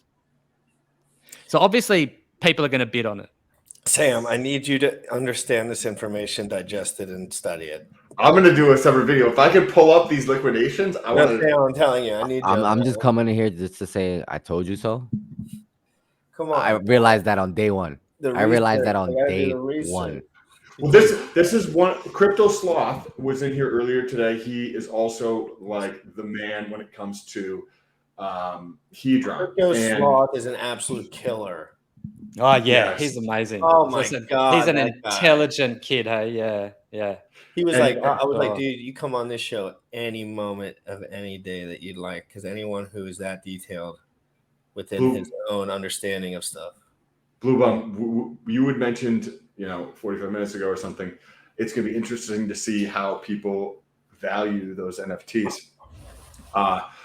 Well, there's a bunch of them listed on OpenSea. I've taken a look at a bunch of them.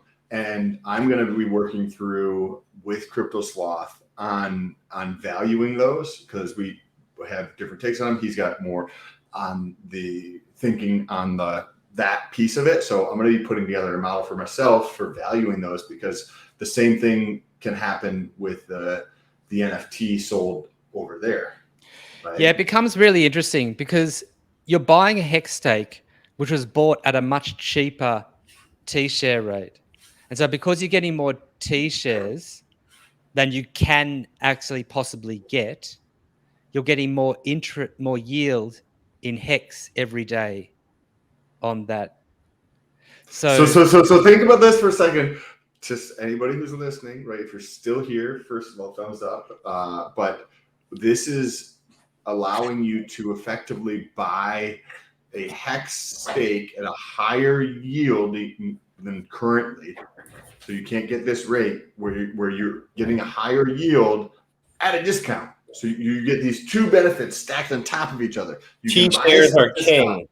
king. You can buy these at a discount. Share rates. Oh, the share rate. When the share rate ratchets up and it doubles back on each other like Hex does and like Hedron will, it's going to be glorious. The other question I had, so I love this. This is awesome.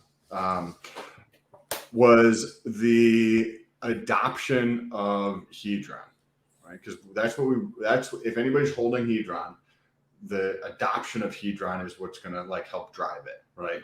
So, what are your thoughts on the adoption of Hedron? I think Hedron was incredibly innovative in how it initially distributed all of its coins. So distribution of a project, how that project is going to initially distribute its coins is always like a challenge and has pluses and minuses. And you have all sorts of different distribution models. So what Hedron did was it chose a group of people who were long-term thinkers, hex stakers, and it weighted giving the coins to those people according to how how long their stakes were. So it's chosen a very specific set of people to give all of those initial coins. Now, sure, like lots of those people are dumping a lot of those free coins and have dumped a lot of those free coins, but I would suggest, and it's impossible to ever know, that if you just gave them to people who had a MetaMask address or people who held Shiba Inu, I would suggest that those free coins would be dumped a lot more and a lot faster than those people. Whereas you would expect hex stakers who understood the tokenomics of it would understand to hold on to it for a longer period of time. Do you get that, Dan? Well, I'm still trying to see if there's like a Well, just think about it, Sam. to adopt for people to actually utilize Hedron, because it's such a Well, tiny little the subset. whales, basically what he's saying is the whales as of right now in Hedron, or the guys that have the most T-shares, I guess, long term, are going to be the majority of the people that are, a good portion of the people that are holding it. And Hexicans don't sell their shit because they're all rich and they know that's well, some do. That's not completely true. I mean? A lot of them do. Though, comparatively, like Yeah. what you're saying is it's more exactly. Positive. It's more positive than if you went this direction. It's not necessarily the largest amount, but it's just negative versus positive externality by random people being there. Rather guys that we are known to like look into shit at least. And in that sense, the people who got into Maxi early on, I wouldn't be surprised if they're the recipient of some sort of airdrops. Oh, I'm the Maxi god. I'm the Maxi god. I love Maxi so much. Maxi's the best. So simple. So easy for guys like me to understand. And I just freaking got it. I was like, the premium's going to be crazy. I know it. Like me and Sam were just talking about it like days before. And it's been awesome to watch. Not even the money part, just like to watch, like just to see how this stuff plays out. Because derivative products are just a part of the future. So you just have to get used to it. I think the biggest Maxi too. I think the biggest strength for Maxi, I mean, there's tons of strengths in Maxi. I'm a big proponent of it. But the fact that Maxi, I forgot what I was going to say. The hedron locks in the hedron. It locks in the. Oh no, that it is simple to grasp. It's simple to understand. You're buying a share of a pool. That's a maximum hex length stake. And you don't have to hold on to it for the long time if you don't want to. It's got liquidity. Yeah. So there's not a terrible ton of liquidity, as we talked about earlier, for when I look at the pool size right now on Uniswap, there is a collective pool of 700, 800, 900, about it looks like about $1 million, maybe a little bit less than $1 million of maxi, right? But it was about, do you think that pool size is going to end up? Look, the only thing that I see that's a little bit, I'm not sure what's going to happen with maxi is that because it is such a good value proposition, why would you ever want to sell it? And so for the people who are providing the liquidity, I can kind of see them diminishing the liquidity over time.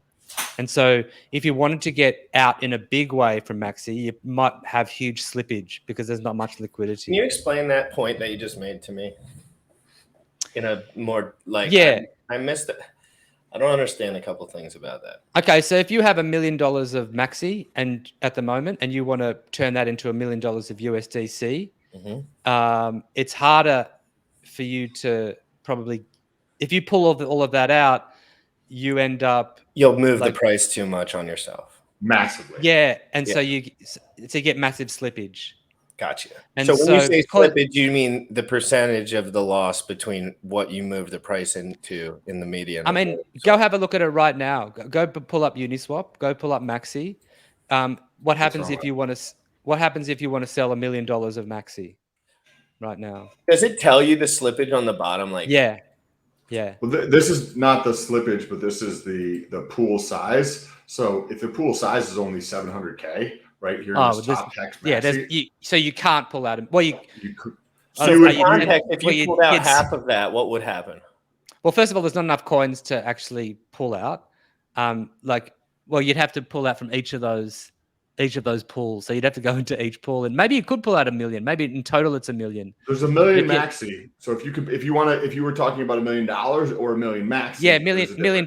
What happens if you pull out $1 million? So change the USDC to $1 million. Okay, so let me go over to the beginning. Where is the app here? We're gonna put in maxi here. And what, USDC or hex or something? As we wait for my computer. He was looking at Uniswap. He thought we were looking at Uniswap the whole time. The other front end. Yeah, because mine's always dark for mine, and I don't think I chose a clunky. My bad. That's my bad. Go Bullish. Can you pull this back up and can you type in? You got the numbers right there. Is that the numbers you're looking for? Yeah, right there. So where's the slippage? I don't see where it says the slippage. If you press that arrow, was it? Yeah, 90%. That's the price. That's smokes, yo. Yeah. All right, now take a 0 off that if you don't mind, Bully. Interesting. So you can move it. You can pull out 100,000 with only 3.64% slippage. That's pretty lit. That's not too bad, I suppose. 3,000. I mean, really wanted that. So, and because over time, I just I'm not sure there's a massive incentive to provide liquidity for Maxi. And so maybe it's a case that if you want to pull out Maxi, you're not going to be able to pull out a huge amount whenever you want. If you want to pull out a massive amount, you're just going to have to pull it out over time, smaller amounts. And as people, get a doubles, like they're going to be people or they put in $10,000 and they had $10,000 of hex, they got a 1-for-1 for Maxi, and then they are now at $30,000, and it is 6 months later, and they're like, I'm good with $30,000, and they'll take that and they'll sell that on the market, which could increase the supply, but not necessarily in the liquidity pool. Somebody will just buy it up. All right, so if you go hex to Maxi, 95% slippage, no. It's 70% slippage on $1 million. Well, Uniswap, when they did the USDC, it would have been pulling from all of the pools. It would have been routing through all of those pools because there's not that there's. What did you think liquidity about is the not much. Terra Luna protocol? Well, can I ask you a few more questions while I have you? Sure. You ask those questions. You Yeah, ask those get outta questions. here. I'm gonna run. If you guys enjoy the show, jump down below. Say what's good on Twitter. Give me a follow. And appreciate you guys. It was awesome meeting you. If I can ever help with anything or share any type of information, happy to. Feel free to reach out. Appreciate you guys. Talk to you soon. See you, man. Nice meeting you. Yeah, nice to meet you as well. Appreciate all the. All righty. Hold on, let me switch the background real quick. All right. So I have the questions that I bring up on the regular here that, they're multifactorial, so everyone has a little bit of a different answers. Let's talk about the stable coins. Let's talk about Terra Luna, the algorithmic stable coin. Do you have any intimate understanding on that kind of stuff? I've never been interested in stable coins. I didn't get into crypto to hold USD, US dollar. Like But for me, it's just, as far as the loan thing, like the loan thing. So I talk a lot about crypto loans here as well, and not because I want to take them out, because I feel like the right information is not really there. And we were talking about liquid loans a lot, obviously, here, not specific. So I'm just a little bit confused about a lot of that shit. Really, I think everyone kind of is. For me, to be perfectly honest, I've never understood the incentive to take out fully backed loans with crypto. When you take a loan out, I'm sure in your life you've taken a loan out of some sort in any fashion, maybe. Let's say you needed some sort of business venture you were going on, and you were like, I need $1 million, right? What would the avenues that you would generally, the specific, but generally, where would you go with your mind? The only time, honestly, the only loans I've ever had were credit card, and I've never done any of that. And pretty much I tried to pay that. I'd be the sort of person that would be paying that shit off the next day kind of thing, because I hate paying interest and stuff. But it's loans in the real world are very different from crypto loans. Loans in the real world is you don't have the money, and so you need to borrow the money and then pay it back over time. Loans in the crypto world, as you have the money, you put that money as your collateral, and then you take out a loan on that money. And to me, I'm always just like, well, if I wanted some other money, I'll just sell some of that thing. I just don't understand the point of, to me, it's just like, that makes no sense. Like people say, oh, well, you can short stuff. And I'm like, if you want to short a crypto, just sell it. If it goes down in value, then you can buy it when it's lower in value. Like it just doesn't make any sense to me why you'd want to chuck it into a contract where you have more risk, and so that you're holding this other thing, and then you're risking two assets rather than just like it just.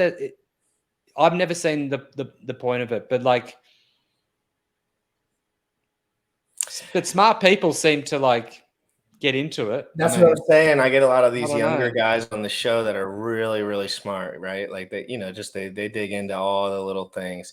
Like some of the guys that have money and a little bit more of a lifestyle that they're already used to, they're not so concerned with a lot of these things. Nor am I, to be honest. If I'm being 100% frank, I could give an S if someone said I'd never take out a crypto loan in my life. I'd say I don't give a crap. Yeah, I can kind of. I mean, maybe there are tax reasons that people do stuff. I don't know.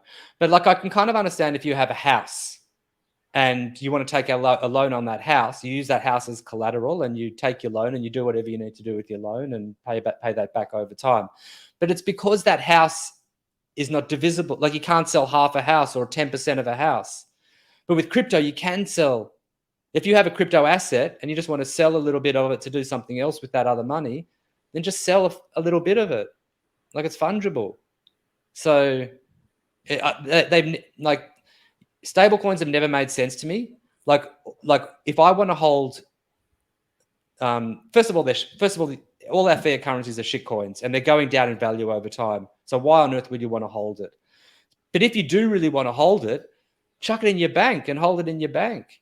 Like, why would you want to create this other digital money and hold it in digital money? I think the only reason for stable coins is people want to try to time the markets. I think, we're going into a bear, so I want to get into, or I want to hedge myself and blah, blah, blah, blah, blah. And for me, it's not worth the risk. But we've kind of proven over this cycle that the stable coins aren't stable enough. They're not stable enough. And that's it. Exactly. Yeah. Supposedly, stable's a marketing term. And they can go to zero. And the government could bring up Circle and say, cancel that person. And all of a sudden, all that stuff you have, it's gone. You know? So it's not they're not cryptocurrencies. They're digital currencies. And they've got a lot of risk, no matter what you want to call them. Yeah, and I haven't personally, again, whenever I'm talking about stuff, guys, get it, I always come at it from the angle, like, I'm just learning about all this stuff, right? It's not like I don't even participate. I think most of it's dumb, in my opinion. So much extra work. I have a lot of stuff to do in my life, a lot. You know, whether that's researching Cardano white paper or mowing my lawn for the biggest waste of time in the history of the world, mowing lawn, but I like to get tan. But so yeah, I don't know, dude. There's everything's stupid except like buying and holding and staking as safely as possible. Unless you have like some crazy business venture that you're looking to get into and that's like your only way to do it. Like, that sounds all right. But like, other than that, like, I don't know what it's like to actually need money. Like, I've never needed money before. Like, I have nothing to buy. Right. You know what I mean? Like, isn't that it's a weird thing to say, but it's true. Like, I'm in a weird spot, right? It's like you probably have a S load of shit you have to pay for a month, and you probably make an S load of shit more money than me a month.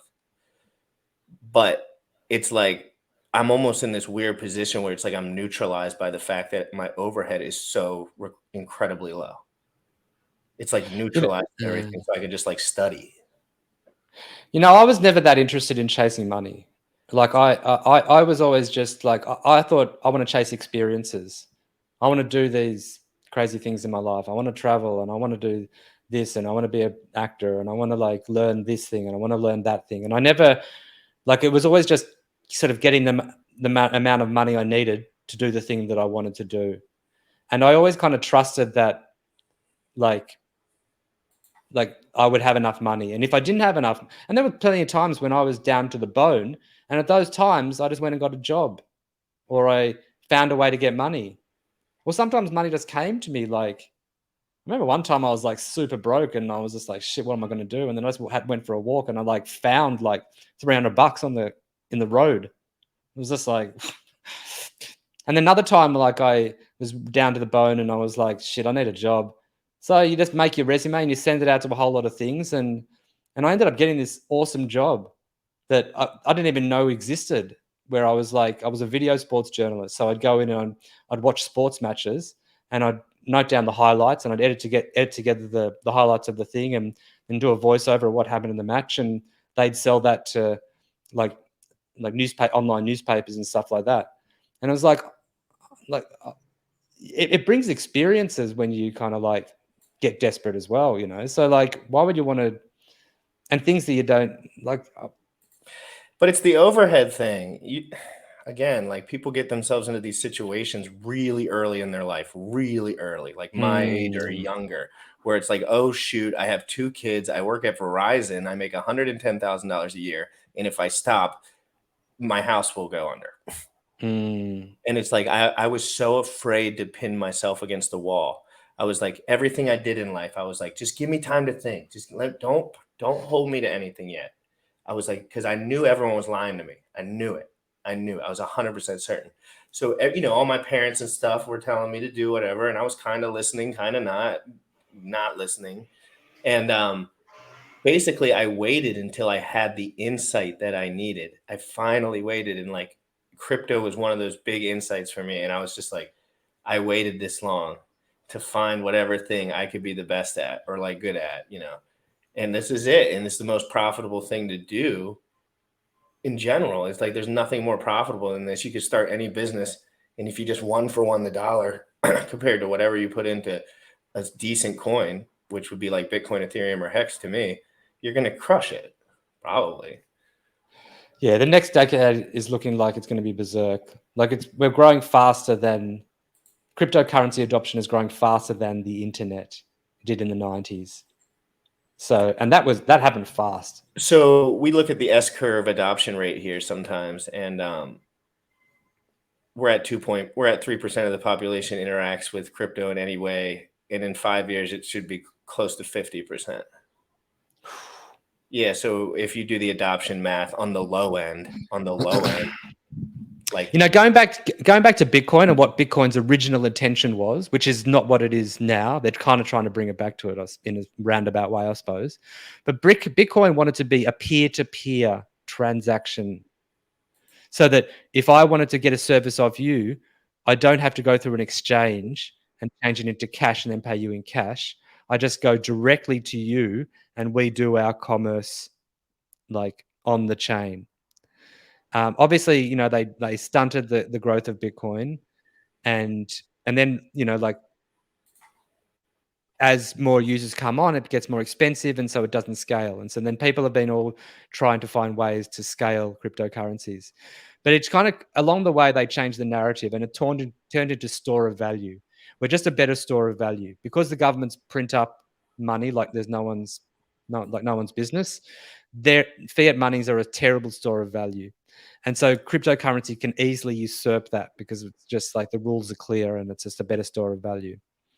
But I think that to be truly free of the financial system, we're going to have to, at some point, start paying each other in cryptos. And because like an exchange is a centralized financial institution. And that's what Bitcoin was trying to get away from. And so we're going to have to get back to that. But I think what's going to have to happen is there's going to have to be so much value in cryptocurrencies that people just, and it's going to be so terrible to use these centralized services that people are going to have to be forced to adopt, and I think it will happen, like I was traveling in these like really small towns in Colombia recently, and like you can pay for credit card, you can pay with your debit or credit card for stuff at these little fucking shops in the middle of nowhere. And they've got the app on their phone, and they've got this little card reader, this little plastic, looks like a little Casio or something card reader. And you put your card in there and they hook it up to the app and you can pay for stuff. And so people are going to be able to learn, merchants are going to be able to learn how to do this. And I don't know how long it will take, but as more and more value goes into cryptocurrencies, I think those merchants who want to make it easy for those people who have the value, they're going to at some point start using cryptocurrencies. That's what I hope anyway. I definitely think the same. I mean, it's just like, it's a more efficient way to do it. It's just, all we can hope is that legislation doesn't find some way to absolutely pin us against the wall, or pin in all the people that aren't in crypto already against the wall, which is probably what they will do. They're trying, but ultimately it fails. They can't control it. But they still have the masses. They have the masses, which is nice. So like whatever people, like once they really go all in and they decide to start pushing whatever they're going to start pushing, they do have the masses, but we probably have enough power already, because who knows how long that'll be, right? That could be years until that starts to be a narrative, right? How rich will some of our friends be by then, for F's sake? Like what legislation will they be writing in every state in the United States? Because the way people talk around here is a lot of these guys are trying to get into legislation so they can change shit because they know they're going to be rich as hell in the States. That'll be part of it. I don't think there's going to be any one way of that things happen. It's also going to be people learn about stuff. Like I've been deep diving. I'm a dual national of Australia and America. And so I've been deep diving recently on, did you know all United States citizens are actually dual nationals? Say it again. You have all United States citizens are dual nationals. You have two types of citizenships. You're a state national, and also you're a citizen of the United States of America. Right. And not many people know that they are state nationals. Mm-hmm. And you can actually make an affidavit, and you can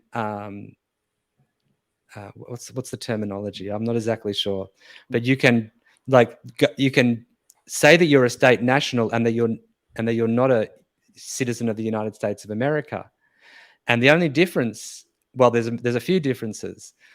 You can't vote and you can't be in federal government office as a state national, but there's all sorts of statutes, like nearly all of the IRS laws, except for two obscure ones that we will never have to use, like the alcohol and tobacco department, and it's a deep it's a bit of a rabbit hole, and you have to understand the difference between lawfulness and legality, and but there are ways around this kind of stuff, and I think that as we get more educated and awareness starts growing, we're going to find many ways.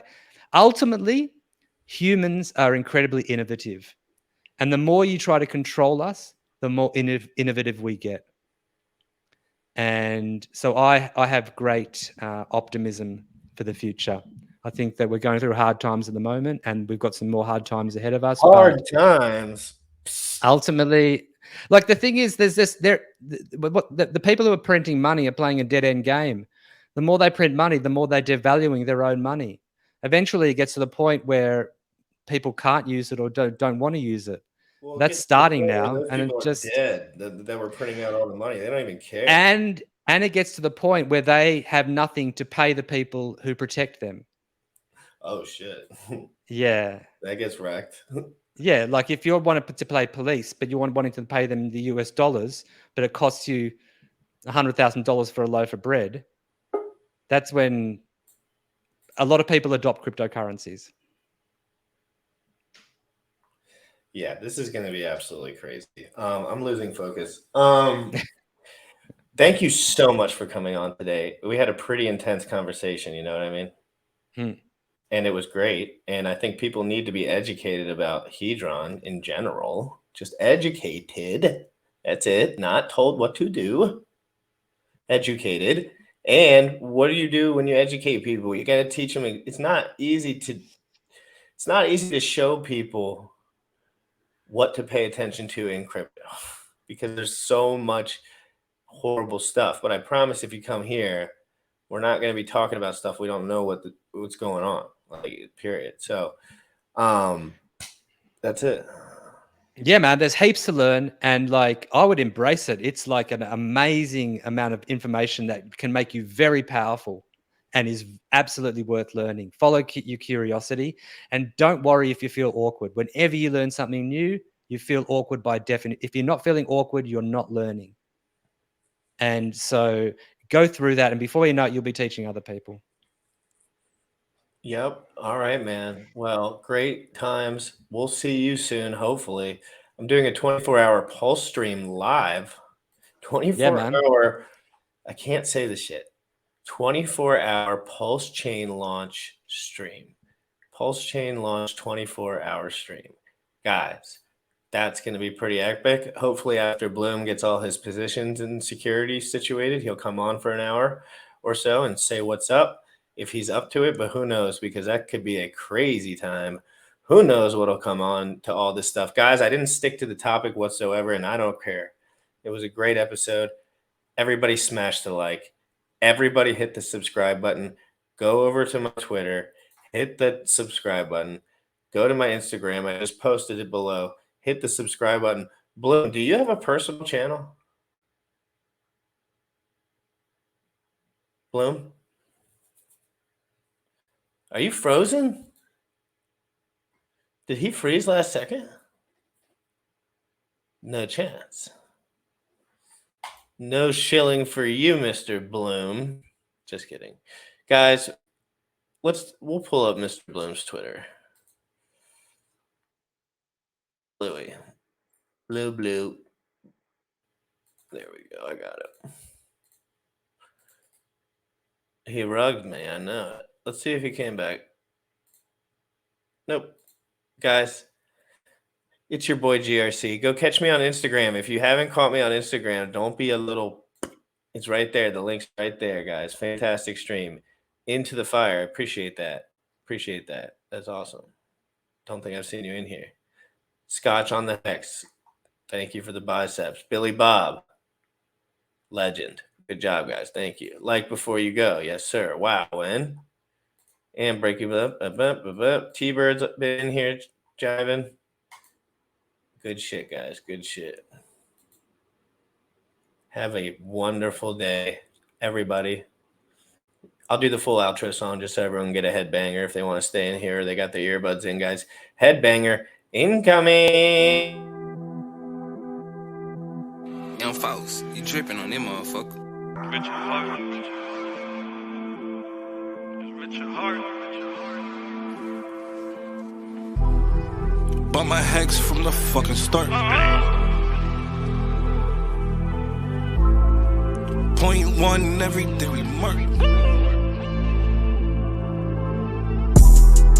Bought my hex from the fucking start. Sacrificing all this bread like I'm Richard Hart. Got paid on big payday and I had a hair restart. Now I'm checking on my pulse just to check my heart. Bought my hex from the fucking start. Sacrificing all this bread like I'm Richard Hart. Got paid on big payday and I had a hair restart. Now I'm checking on my pulse just to check my heart. Checking my MetaMask moving. Look at the hex, here's mooning. Looking at wives they be choosing. Peter is why they be losing. Pull chains out and they'll get me a check. He's gas up and it got me a mess. Remember the times he died collect. Hex I been eating, I'm dying in the best. Getting this back like a year ago. Getting this post, I ain't letting go. Swerving the ring like a Lambo. Getting this back like a year ago. Getting this post, I ain't letting go. Swerving the ring like a Lambo. Bought my hex from the fucking start. Sacrificing all this bread like I'm Richard Hart. Got paid on big payday and I had a hair restart. Now I'm checking on my pulse just to check my heart. Bought my hex from the fucking start. Sacrificing all this bread like I'm Richard Hart. Got paid on big payday and I had a hair restart. Now I'm checking on my pulse just to check my heart. Richard Hart.